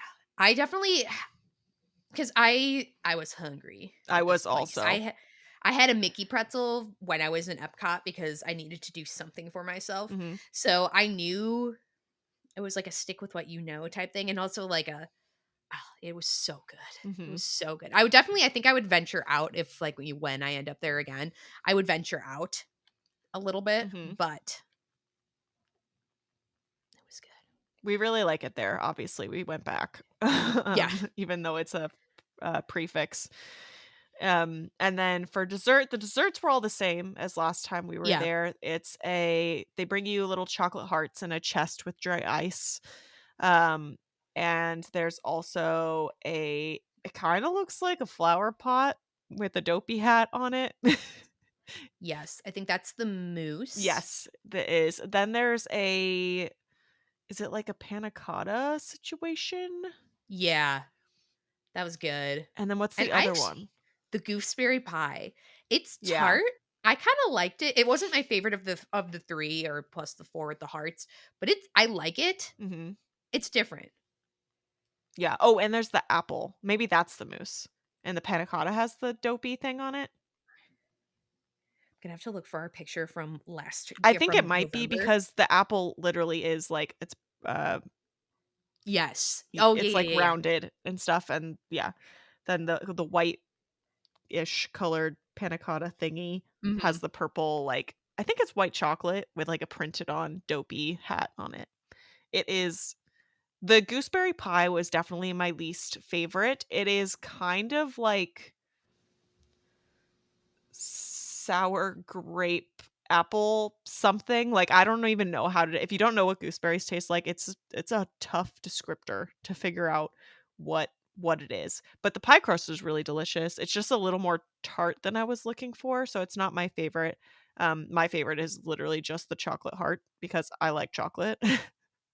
and probably the apple mousse. It's not apple flavored, the mousse, it's chocolate, but it looks like an apple. Yeah. Oh, it was so good. Obviously, when ya boy Dopey comes around, We got to see him more than once. we did. We were in a different spot in the restaurant. We were closer to the kitchen, so where the characters came out behind my back. So like kind of like the far end of the restaurant. If you've been there, it's almost like an L shape. Mhm. Where we couldn't see the evil queen when she was out in her like little setup because we were like behind that wall. Uh-huh. Not saying that was a bad thing because it wasn't. It was just a different spot than when we were last time we went there. She was serving a lot of side eye that evening. Oh my god, she was so different evil queen than last time. She was so good because when she would do her entrance and walk out and people would be trying to take a picture of her, she would like fling her cape so they couldn't see her face. It was so good. I laughed every time, like both times she did it. It was so good. It was really Love. good. I liked I our l- I liked all of our characters. They were all pretty good. Oh yeah. Yeah. Oh, Our for sure. Grumpy wasn't quite as uh hilarious, I thought, as our last Grumpy. However, Yeah. when he came around the second time and we finally convinced Ben to take photos. My boyfriend didn't have really a desire. He was just sort of along for the ride with the character experience, and as stated before, does not take photos unless you tell him he has to. So we convinced him finally to take photos with Grumpy, and Grumpy was basically giving him directions on like, okay, now we're gonna look mad. Now we're gonna cross our arms. now we're gonna So now we're good. gonna wiggle our fingers and say no, no, no. And those photos are hilarious because as you can tell, Ben is like a little uncomfortable, but also like you can watch the progression of photos as he's like trying to hold in his laughter because he is having fun. For the record, I am not forcing him to do things that he does not want to do, Reluctant fun. but he enjoyed it. So it was nice. And It we was left very, very full always. yes. Oh yeah. Yeah. There was not a morsel, bite, etc. Left. So how to get back to Port Orleans Riverside from Wilderness Lodge, you ask? The boat. Well, but Yeah. first you have to meet up with other friends because there's so many of us in the Oh same restaurant. yes. Can't forget about that. Oh yes, we can't forget about that. Where I could see some of my other dopey friends. So Heidi, Tori, Samantha, and I can like see Heidi and her girl. I can like see their tables from across the way, and so we all met up. So and that was great. Took a big picture together. We were like right outside where the kitchen, like they were coming out with food, so it was like oh, like pressed up against the wall, but like still chit chatting. So it was nice. I got to meet some people in that group for the first time, or see them for the first time that trip. Where I had actually at least seen everybody individually so far that trip, but at least waiting for the corrals or just wherever. But it was great to get a picture with Hannah from the podcast. Have Hannah have her introduction to that group of people who I feel like we might you have to know legally change my last name that, to from the podcast. that is so true. I'm not that committed to the bit. Yeah, no, yeah, as somebody in the middle of a legal name change, it's a lot. It's a lot. Yeah. But that was fantastic. It was great to, especially we had like talked about that in like our like group chat too. So like having to get, we had coordinated like, so then we had like extra reservations and like, or not, we didn't have enough, but like, it was like timing, like this group got 4, this group got 6, this group got whatever, and like kind of spacing stuff out. So it was all ended up working out. But after that, we waddled our way toward the boats to go back to Magic Kingdom because that's how one gets to the bus to go back to Port Orleans. Yes. And we had the best boat ever. She was so funny. Yeah, our captain and our attendant. I don't really know what her title would be. Co-captain. She's not driving. She was just like supervising. But she basically put on a show on the boat. Yes. Like, every time Yes. another boat came, she opened the window and was like, "We're better. We win." And we're the mermaid, we're better. We're better than you. Oh my god, she was so funny. And they were just I cracking jokes the whole way. It was so good.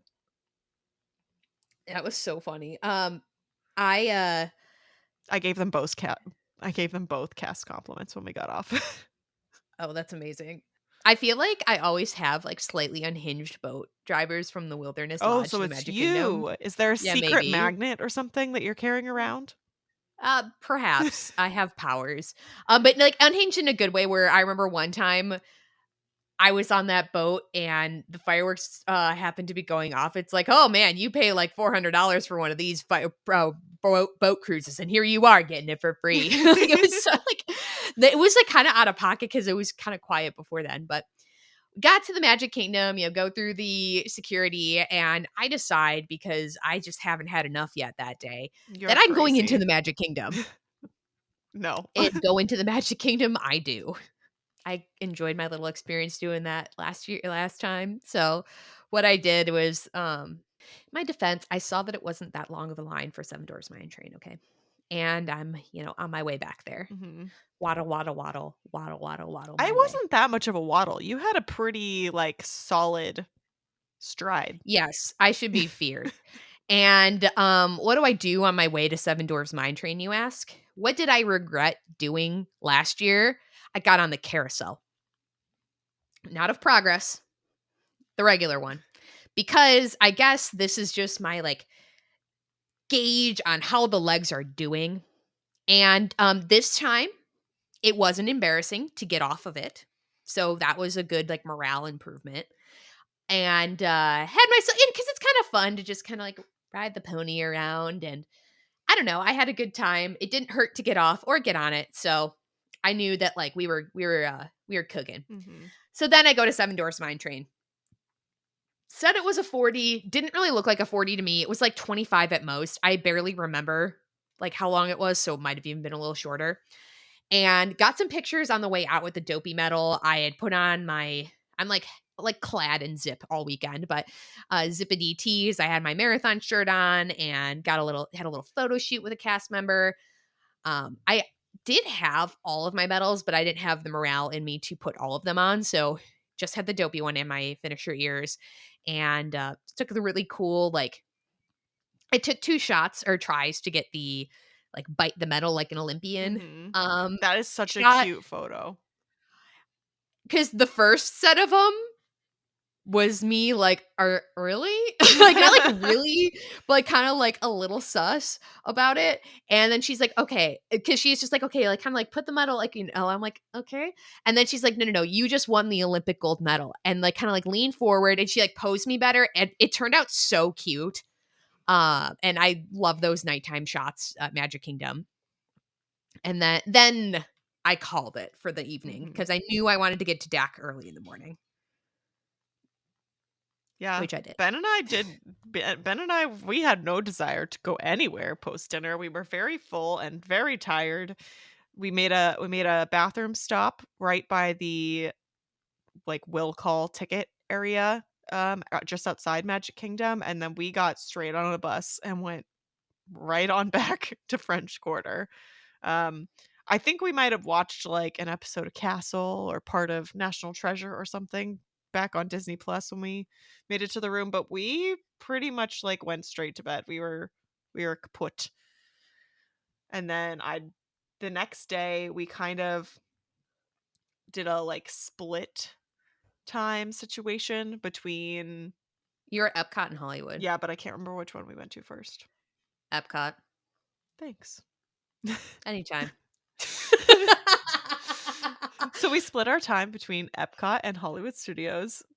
I don't even remember what we had. I remember what we had for breakfast before we went to the parks. We did what you had, like a day or two before, the, like, avocado egg tot Yes. bowl thing. So good. So good. Plus an extra side of breakfast sausage because we like breakfast sausage, and a chocolate milk for me. I love chocolate milk. And then we got ready and we, like, headed out. We had a pretty full day at the parks. We crushed it. Yeah, you guys were busy. How many rides did I say we rode that day? I think 11, if I Yeah, remember something correctly? like that. Like, it was, like, on par almost with how many rides we managed to ride in Magic Kingdom all in one day, because we did Spaceship Earth, we did Figment, we did Nemo, we did Guardians. We did not do Mission Space because we were not up for that motion in the ocean. True. So we skipped that one. We rode Remy single rider, we skipped Frozen. I feel like I'm missing something. We walked around Moana, that's not a ride, but we did walk through the experience. Did you talk Soarin' Living with the Land We yet? did Soarin', we also did Living with the Land, so what, we're up to, like, 7, I think. Yeah. Then not in that order, we did them not in that order at all. We had food at Sunshine Seasons. Ooh. It was I think Ben liked it more than I did. I got, like, fried rice and chicken something, or beef, I don't know, but the fried rice felt like it was out of a freezer meal, Mm. and that made me sad. But Ben had, like, a pizza pocket situation that was pretty tasty, so Hmm. and we had a brownie tart that was Ooh. yeah. I tried to get us on a last minute, behind the scenes tour, but they were completely sold out, and it was Really? sold out on the app, and I was like, "Well, maybe if I go to the desk, like, maybe," Mhm. and they were like, "Nope, sold out. We have options for tomorrow, but not today." And I was like, So now next time we go with Ben, I have to book that well in advance, because I think he was pretty bummed actually that we couldn't do that. And then we went to Hollywood Studios, and we did Single Rider for Rise. We didn't ride Smuggler's Run again because we'd done that on a previous day. We rode Tower of Terror, we rode Rock and Roller Coaster, Did you do Mickey and Minnie's? we did Mickey and Minnie's, and I think that might be it, and we had dinner at Brown Derby. Did you do Alien Swirling We Saucers? didn't do Alien Swirling Saucers. We were kind of, like, avoiding anything that might make us motion sick that day. Fair. Not that, like, our stomachs weren't sitting okay or anything, but Why chance it? yeah, we were just sort of avoiding those rides. I actually love Mission Space, Ben does not, so Hmm. that's why we skipped to Mission Space. Fair. But yeah, That's fair. we So yeah. oh, No, no. I don't know. I was Y trying to decide if I wanted to talk we got, like, classic Cobb salad at Oh, Hollywood Brown Derby, and then Ben got the sirloin, so we kinda, like, mixed and matched, basically had steak salad, and I don't even remember what the sides were, but they were delicious, and then we got mocktails, which were basically juice mixed with Sprite, but they had light up, ice cubes in them, so ooh, we had a pink one and a green one. They're all the same, like, you can change them, but they're souvenir ice cubes. You get to keep the light up ice cube if you can get it out of your glass. amazing. So, that was a very nice, like, celebratory finish. We thought we might go to Fantasia afterward Fantastic. yes, sorry. We thought we might All go to good. Fantasmic after dinner, but it started raining while we were in dinner, and when we Mm, walked out, it had stopped raining, but we weren't really sure if it was gonna hold, and it was cold at this point yeah, with the sun down, and we were like, this is the end. We are tired, and I had to be awake to meet Natalie at Magic Kingdom the next morning, so we opted out and went home. yeah, Tell us all about your shenanigans, your rampage yeah, on no Monday. kidding. Oh, I forgot to So say that I met a listener at Epcot. I met, Anne aw, at Epcot, and we interacted and said hi, and it was very fun, and I gave her a sticker. So if you ever oh, see that's us awesome. in the parks or whatever, we probably have stickers on us, so Yes. Yes, I gave out 1 sticker to Travis. Uh, but, yeah, no, that's awesome. and I introduced a new listener while we were waiting for Soren. I also gave her a sticker. Her name was also Hannah, and she was thinking about maybe starting a podcast with her friend. I told her she should go for it, that it's not really that hard. True. The more the merrier. Rampage. Sorry. I'm done, I promise. No, no, you're totally good.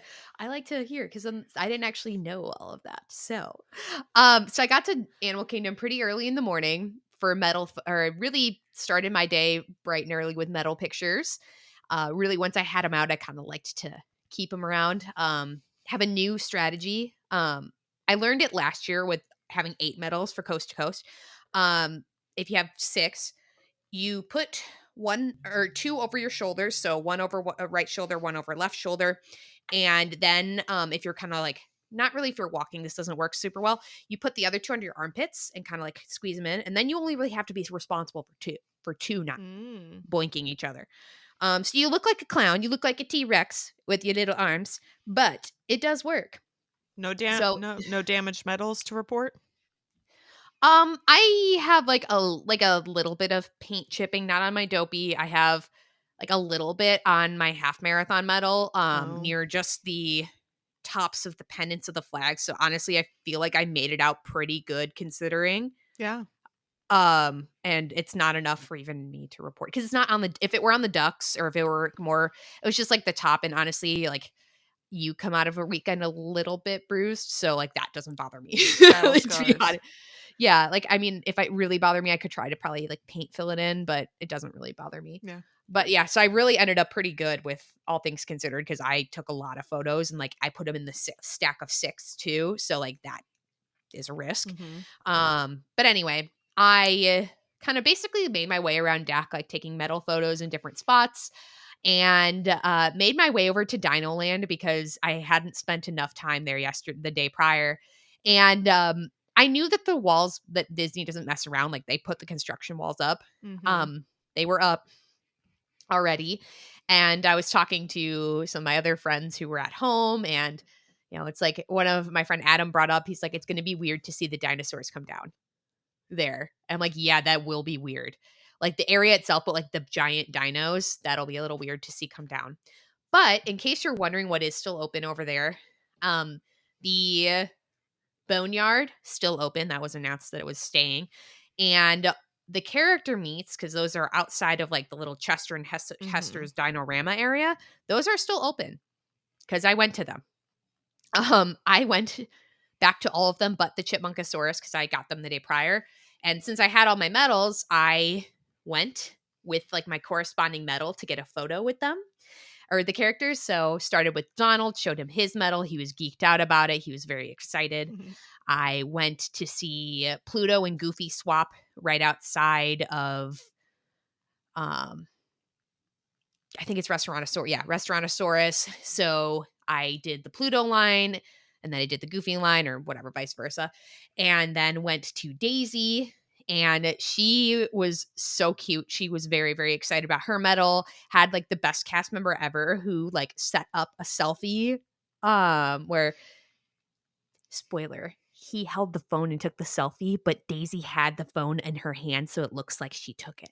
Aw. And it was super duper the picture turned out so cute. Oh my gosh, it was so good. And so I would hold like the medal. I was wearing the dopey one. I would hold that one. And I did Everest. I also did It's Tough to Be a Bug for the first time in like 5 years. It's And fun. it is, but like low key, that's scary. Yeah. Like it's For I kids, like they scream.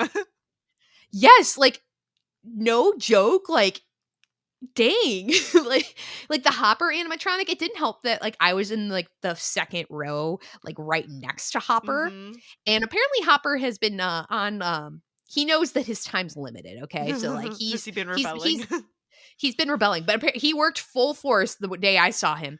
And yeah, so I did Tough to Be a Bug. I'm like, okay, all right. It's fun. It's hilarious. It's really funny. So that'll be something that one's probably definitely the last time I'll do that Mhm. one as in its current form. I got lunch at Satuli, got the Ocean Moon Bowl, which I had never gotten Yay! before. And it was really good. And I like getting something a little different because I basically will eat down the whole menu there. Mhm. Sometimes I do my stuff over salad, sometimes it's over noodles, sometimes it's over hash. Like I legitimately have probably tried almost everything except maybe one of the desserts or some of the beers Mhm. too.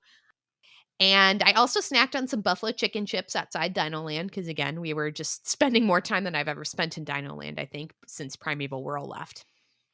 After that, went to Hollywood Studios, got some metal photos, uh, did Mickey and Minnie's Runaway Railway. Weight was posted 35, really wasn't even quite that. Yeah. I think it was less than that. And, you know, I'm wearing my UFUs, which I've been wearing pretty much for the last like 3 days. That'll be contextually a little more important later. And had a lunch reservation at Beaches and Cream for ice cream, like a late lunch. Pro tip, which is like an anti-pro tip.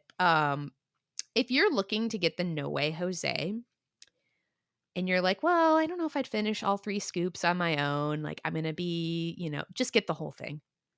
Because when you can do it with 2 scoops and it is a little less expensive. And that really it was more that like, I don't know if I'm going to eat a whole thing. Mm-hmm.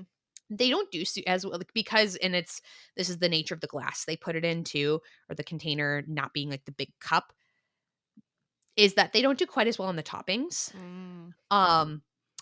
So yeah, I would just recommend just get the whole thing. Because I remember like because my favorite thing about the No Way Jose at Beaches and Cream is the peanut butter. I love peanut butter, first of all, and also like the fudge. So like I felt like there was a little light on that, but I mean, it kind of scratched the itch enough. But like next time, I would just go get it and then just go, okay, like I'm done, right? Like if I don't want to eat the whole 3rd scoop of ice cream, I just won't eat it. So, from there, because about like on the way to Hollywood Studios, like, oh, I could do like a 4-park with my medals challenge. Unadvisable Got foreshadowing. to Epcot. This is when I started fading, and it started to feel like my feet I was barefoot. I was crunchy, and like, yeah. It's pretty impressive when you're wearing UFUs to feel like you're barefoot. Yes. So I think that it was just, yeah, not great. And just not great for me. We did Ratatouille in the single rider line, which was awesome. It's so fast. It's so fast. Made it over to Soarin' and Living with the Land. Ended up doing Living with the Land twice because the first time I did it, I'm like sitting there literally like with my shoes off. Like my feet are on top of my shoe because like it's, the UFU. Because I have slides now. Thank you to my sister-in-law. And but I had like on top of the flip-flops because it feels better that way just during the ride. But then it was dark enough. I could see that they still had the lights up for the glimmering greenhouse, but it was light the first ride. And then I was like, oh, I like, try to time it. And I'm like, okay, maybe they'll have the lights on. They weren't on anymore, which I knew they were earlier in the trip. So just missed the lights being on. It's no big a deal at all. Always can vibe with the Living with the Land ride. So it's great. And I was pooped out. Oh, I went into Creations, got myself like one of those or 2 little those magnets. And I think they're supposed to like basically hug like your backpack strap. But they're on my fridge now because I got a Mickey and I got Eeyore. And I got Mickey, I was like, wow, he's kind of like top heavy. Like his head is so much bigger than his body. Like that's interesting. It's because there's a magnet in the back of his head. And which I didn't realize till I put him on my fridge. I haven't tested that with mine yet, whether Bruni or Squirt has a magnet in their head. Eeyore doesn't. Okay. Eeyore is so cute because my dad spiritually related to Eeyore. So that's why I had to get Eeyore because my mom got an Eeyore and then I had to get an Eeyore too. There were a lot of really cute ones.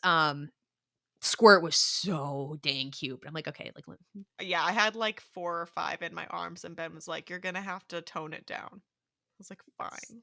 Yeah, after I had also, because there was this really cute yellow Spirit jersey. It was like Disney Day in the Parks where it was $50 and then your AP discount applied on top of it. I'm still so sad I didn't execute on that. Because I was like, okay, that's like half off essentially. So I think it was 42 with like tax. So I bought that too. And yeah, so I did some souvenir shopping that day. We went back to Port Orleans. I'm like, I'm going to change shoes but I was so pooped. I, like, sat on top of my bed with my feet raised, and that actually did feel a lot better, but It's a there pro was tip. If your feet hurt, put them above your head. yes. I didn't even stop for medal pictures on my way out of Epcot, to be honest, because by that point it was dark, so I would have gotten, like, nighttime, night caught with my medals, which I had gotten day caught with my medals, so I lived. My feet hurt so bad, though, like, the idea of standing in the line and, like, pulling all my medals out, I couldn't do it. Mhm. They hurt that bad, and really, again, that was my only, like, thing, so, like, I did pretty well, like, getting on and off, like, stopping to pee, like, really, like, the on and off the toilet wasn't that bad. But it was the feet. They were whew. Well, we know what reel we're gonna make for next year's marathon weekend. God. Uh, it's called, on a scale of 1 to getting on and off the carousel, how do you feel after your marathon? Oh my god, we can film it at Princess. Anyway, uh, I like, cause yeah, I did change shoes because then I went out did get dinner at the food court at Port Orleans, and, I'm like, I do not even have a desire to go hop on a bus to go to Magic because they felt a lot better with different shoes on, but I didn't even have a slight desire to go to Magic Kingdom. Mhm. So did not do my 4 parks in one day that time. Next day is a travel day, or was it? Nope. I mean, yes, but just not like get up early and go kind of day. Yes. Yes, thank goodness. It was a get up and early and type of go, because then what I did when I decided I wasn't gonna go anywhere, that evening is that I got a lot of stuff packed up, Good for you. and I had some stuff that I still had to finish when I got back, but most of my stuff, because 'cause I'd already bagged I bagged my dirty laundry. I had, like, literally a dirty laundry suitcase already zipped and done. I had, like, this is where this is, that, I had stuff just here, there, and everywhere. But, Capture Your Moment was booked for 8:30 in the morning. I didn't make it. Stupid security. Yeah, you want us to talk about that? I mean, okay, so we were trying to meet up for this and I was doing okay, honestly, like, I was gonna make it on time, I was gonna have to hustle, but then I got flagged at well, 1, I had to wait a lot longer for a bus than I thought I was going to have to, and then 2nd, I got flagged by security at Magic Kingdom and had to stand in, like, the secondary search line, which moved so slowly. I swear I stood in security for at least 20 minutes. It was Yeah. worse than the airport. Oh, brutal. So, I mean, I didn't fly that weekend, but, like, I have pre-check, and 20 minutes is kind of a long time. Yeah. And so I missed it. Natalie, tell us about the beautiful experience I missed out on. Okay, so a Capture Your Moments session, just to describe it, is a, paid, like, additional, like, half hour with a photo fast, cast member. I booked mine for 8:30 because that was when early entry started. So I was in Magic Kingdom by like 8:10. I Mhm. think I had time for coffee before Ooh. I'd ordered Starbucks and then like gotten and drank my Starbucks before this stuff all started. I met over near Adventureland because I had asked somebody, I'm like, do you know where I go for this? Because it didn't specify Mhm. on like, and maybe it did in an email and I just couldn't find that. But it was over near like the bridge to Adventureland and they had a little sign. It's right next to the spring roll cart. Yes. And I checked in for that, and then they asked you, "Are there any signs you want us to have?" And I was like, "Oh, like I'm here, like all my marathon medals, my marathon ears." And they were like, "Oh, okay, we can make what about 48.6 magical miles?" I'm like, "Perfect." Mhm. And my cast member was amazing, amazing. And we first went in front of the castle, took a bunch of pictures there. Then we went to the hub grass. So we took a bunch of pictures there. We took like not just on the grass, but then we did some like with them all like kind of stacked up. She had me like, she's like, okay, can you roll these medals up? And there was somebody else helping her too, like helping me like kind of like get some Yeah. stuff situated. Maximize the time. Yes. And then we were on the path near like Liberty Square, like if you're heading toward Fantasyland, that pathway behind the castle. We took pictures there, and then we had a couple more minutes at the end because I honestly felt like because we started a little bit early, we honestly felt like we had a couple more minutes, and it felt like it was a lot longer than it was. And we took like a cute, cool silhouette in like at Cinderella Castle, like kind of with Fantasyland and the carousel in the That one background. And turned that was out the last really couple of good. pictures. So good. Cause then she was trying to like wait for like somebody to move who had like a bright red t-shirt on. It was like behind me. It was cute. But yeah, it was so good. I definitely would do one again. I think if I pull off a perfect season, wink, I will do that with all the medals for sure. Which I should probably would need to book that now, even though I don't have a bib. That's a whole lot of stuff. Whole lot going on at the moment. But it was definitely worthwhile. I'd love to like try at a different park, like at Epcot or something like that. I think, yeah, it was definitely a worthwhile experience. And like, I like felt bad because like I was like, oh no, Hannah's missing this. It was okay.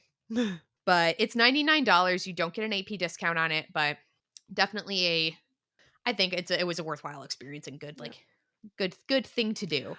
It ended up being okay because when I got there, I basically booked it well, first I went there and tried to see if, like, I could spot you anywhere. There was no chance. And then I went and I got a couple of photos to the left of the castle, sort of like in the hub area. Um, she took a few cute photos for me, that cast member, and then I moved to like the grass area where there was many PhotoPass photographers who were just standing there, had no one. So they moved. I like walked up and was just like, "Hello, who would like to take my photo?" Kind of thing, like, I didn't know, and so the guy on the end, I never caught his name, and I feel so bad about it because he was 'Cause he was so good. so good, and he was the reason I didn't catch his name is he was bundled up, man.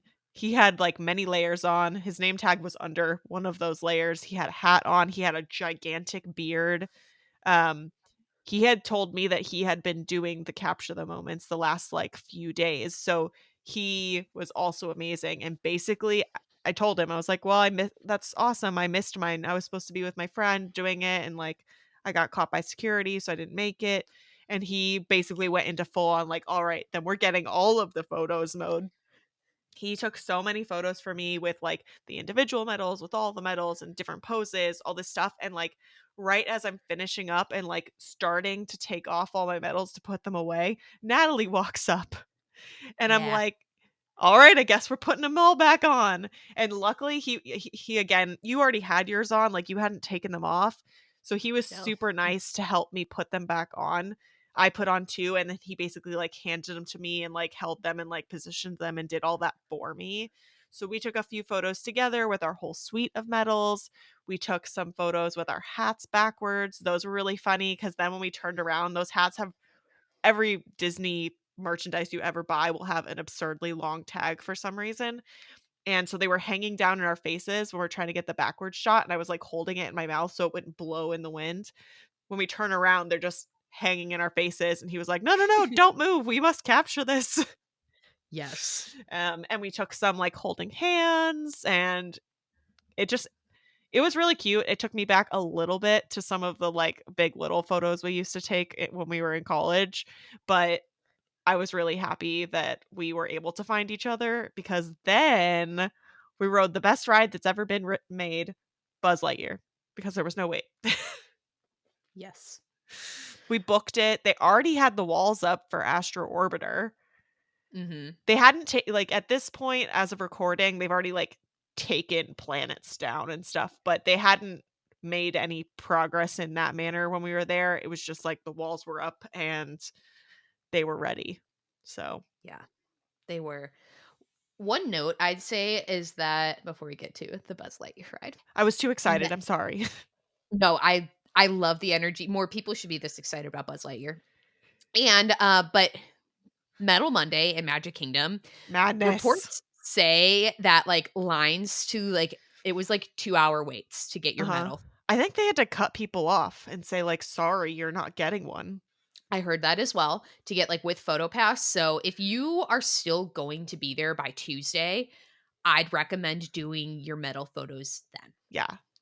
It was I think not busy in the parks when we were there.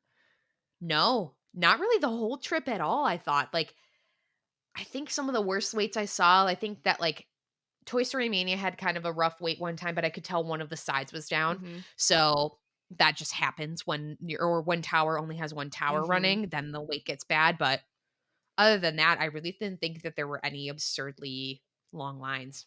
It was cold, so that kind of helped. Yeah, for sure.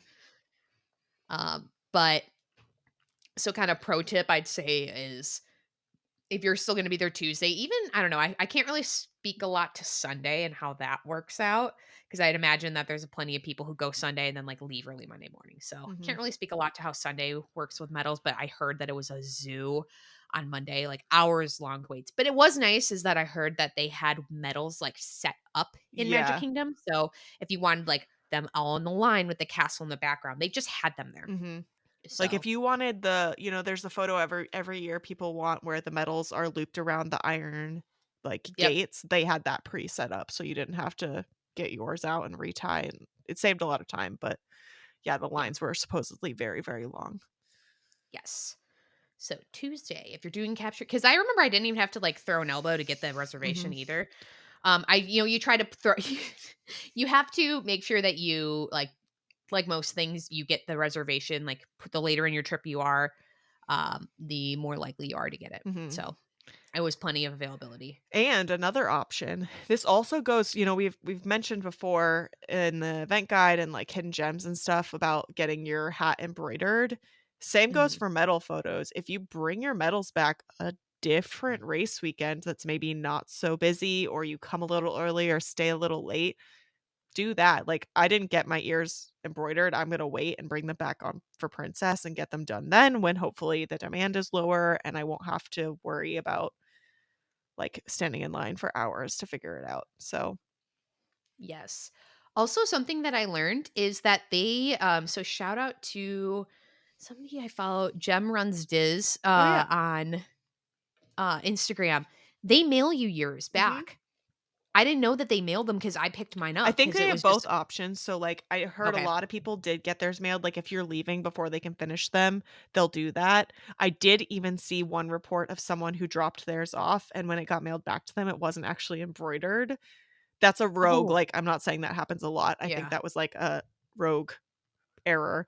But yes, if you are flying or whatever for whatever reason, like you can't come back, they'll mail. You can arrange for that. Neat. Cool. But we had a glorious ride on Buzz Lightyear.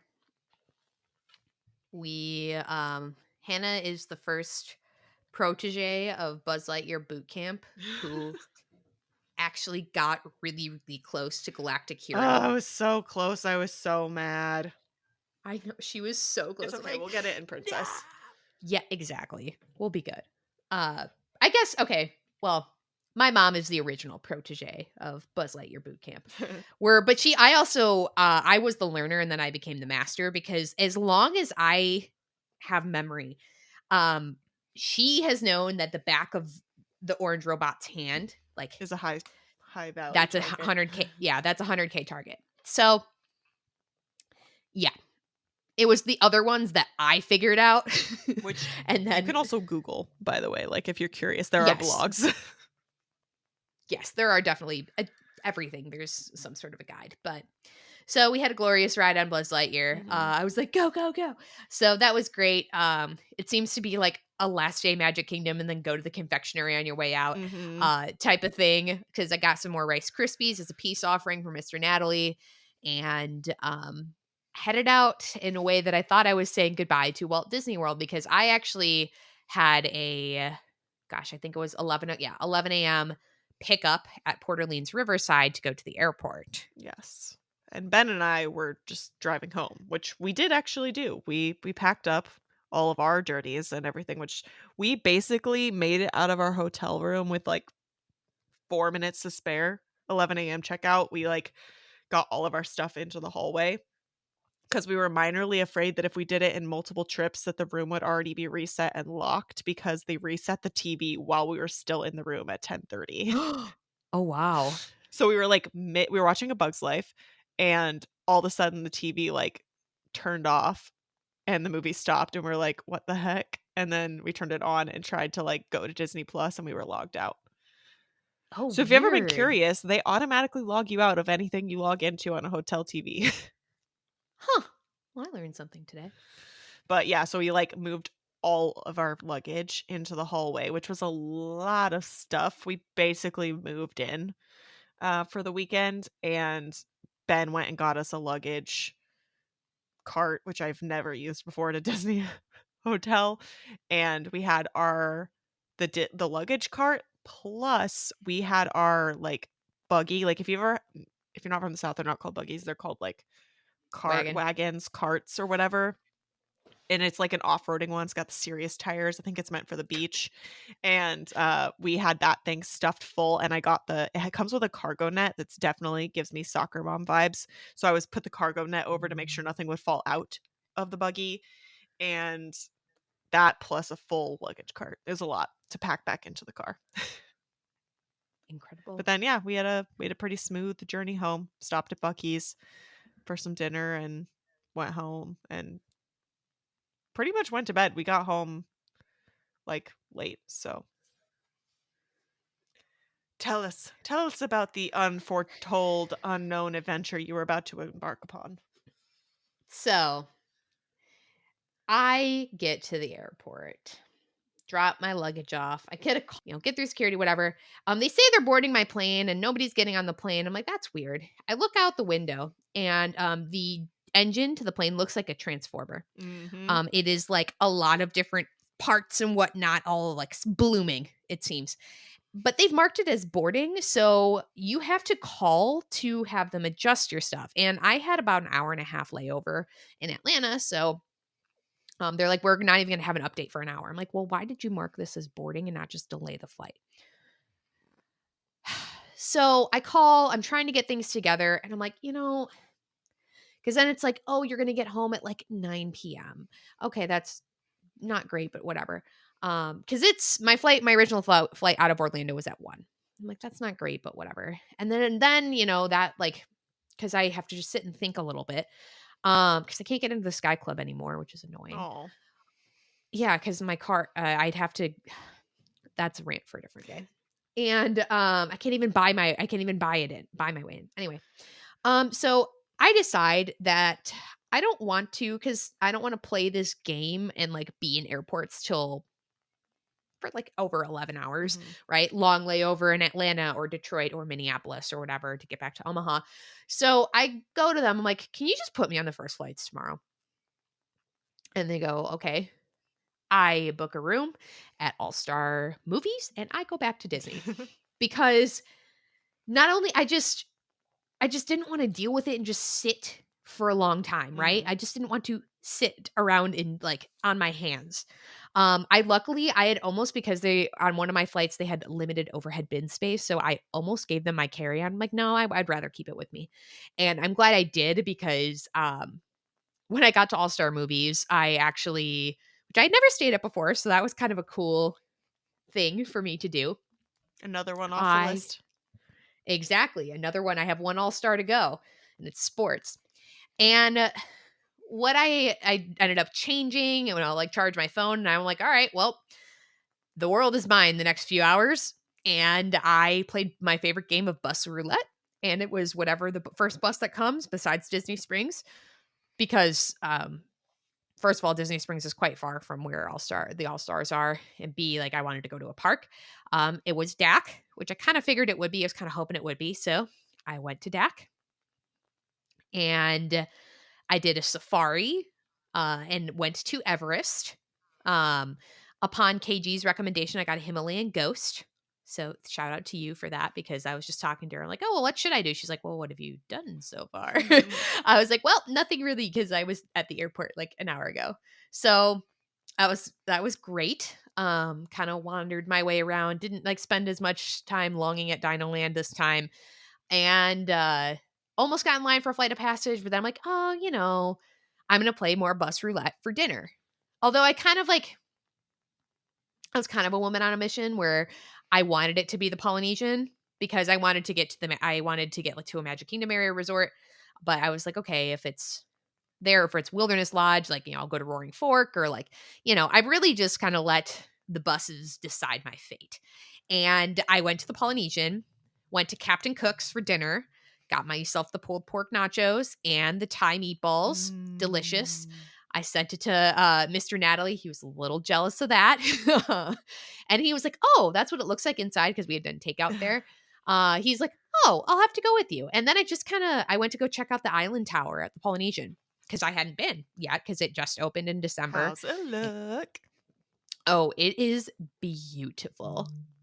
It is beautiful in there. And like I didn't do too much I like went in the lobby. I sat in the lobby for a little bit, kind of peeked into the like bar area. Um that looked really good. I had literally just eaten those. I didn't otherwise if I had thought through that maybe a little bit more, I would have maybe put myself on the wait list for that. But I chilled in a hammock for like 20 minutes and just vibes. Like entirely vibes, like knowing that I would be on a plane at that moment. And if it wasn't as chilly out, I might have taken a nap, but that would have been but because it was chilly, that would have been a forever nap. So no bueno. Um, then after that, I decided it was time to go to my next park. Because at this point, I'm like, well, like I guess I could make 4 parks work. And it was Hollywood Studios was where I was headed next. It was one of those like whichever kind of comes first, but it was more of like I was hoping it would be Hollywood. I did Rock and Roller Coaster through Single Rider, and I had intended to stay for Fantasmic because that morning I had said to Hannah, I'm like, I didn't do any nighttime spectaculars on this trip Mhm. because It's which makes hard. sense with the Run Disney trip. You have like You're 2 asleep. nights. Yeah, you should be sleeping and like you either like the day you get in and then like go to a park if you go in like early enough or, the day of your marathon or whatever or because we didn't do that because we were still at dinner. Mhm. Um so we didn't get to see Happily Ever After. So I'm like, "Oh, I'd love to do Fantasmic. That's great. I'm already at Hollywood." The only showing was at 9:30. Mhm. It was like 8 o'clock. It wasn't even 8 o'clock. I think it was like 7:45 by this point. And I'm like, I do not have it in my body, I think, to like wait here for that. And I love Fantasmic. Maybe it was a little after 8. It probably actually was a little after 8.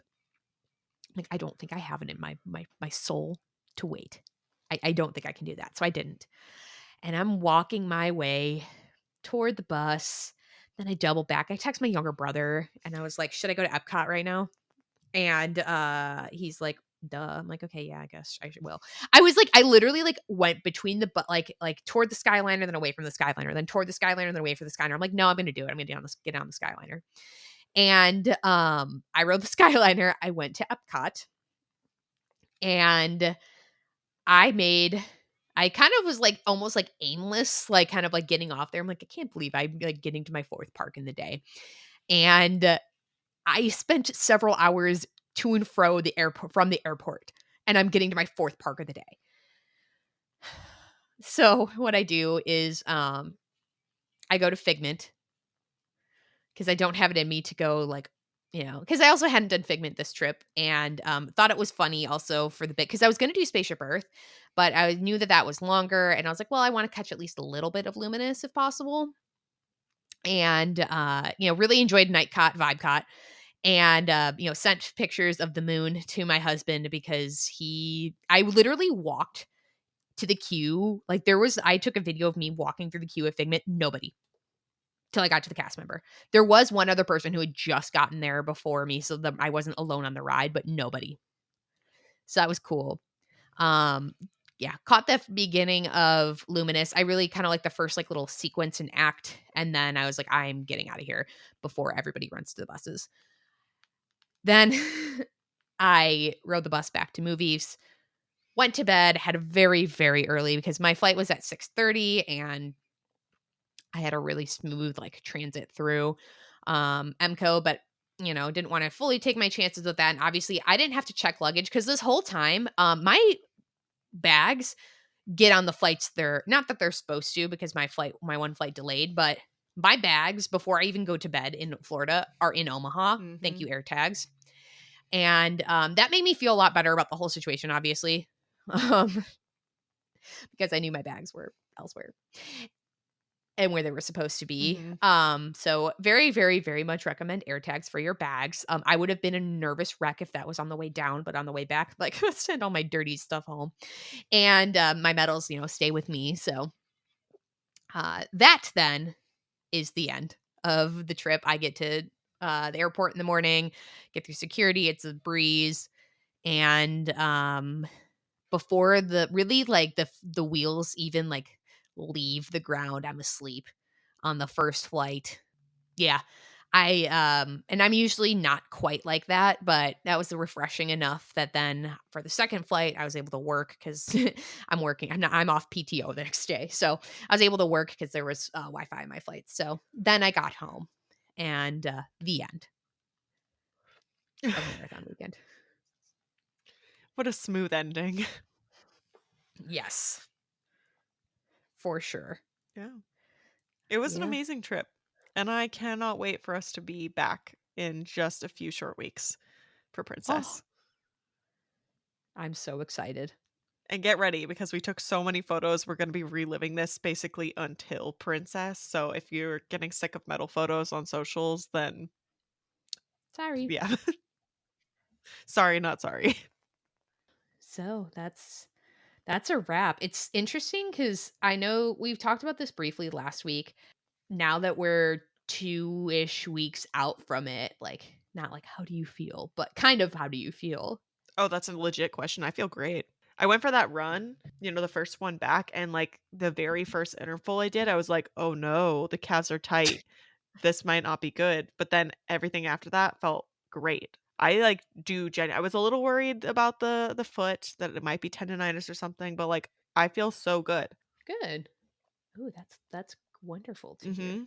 Everyone who asks is in shock, but I rallied really fast, and then again, like, I got, like, not I wouldn't even say taken down by a cold, but it's one of those, like, "Dang it," type of thing, so I'm fine. I mean, I'm fine, overall, so I felt a little crunchy, running the other day, but I know that just even, like, the feeling of, like, "Oh, I'm, like, ready to run," it was pretty quick, Mhm. which I guess is not as crazy as I think it is because of what I did last year, which was run a half marathon a week after a marathon. So, Maybe not advisable. it was fun, but yeah, I definitely, um yeah, it's been good. I wouldn't say I definitely don't have, like, dopey downers, so that's good. Um, but, I think it just helps having something already obviously on the books Mhm. for the next one, right? Yeah. So, like, it's less than a month away, so I think that helps keep everything fresh and, like, renew your vigor and whatnot for the whole experience. Yeah, definitely. So we want to hear from you. And if also like the fact that we are like, yeah, we feel great, we feel like awesome, like we're if you're not ready to be like running and stuff again, like don't feel like that's weird. Mhm. It definitely is not. Take as much time as your body needs. Like maybe get like some active recovery in if you can go for walks and even like walk like whatever. But like definitely don't feel like it's like, oh shoot, like these girlies are like that's Yeah. yeah. But if Take the time you but need. if it has been 2 weeks and you're still experiencing pain, not soreness, you might wanna see a doctor. Yeah, that is very true. Yeah. That's a very good point with that of like if you're feeling like a little yeah, just your body in a lot of ways, but like if you are like, "Oh my god, I feel like I'm so behind," and I put that in quotes, like you're not, just I'm feral, which if you've been listening to this for a while, I think you already knew that. And that's yeah, definitely take the recovery that you need. Mhm. Everyone's different. Yes. Thanks for joining us.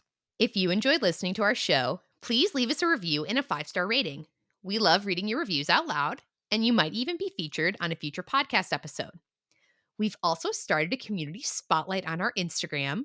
Shout out to Carissa for being our inaugural community spotlight. Our Instagram is Stride Sisters Podcast.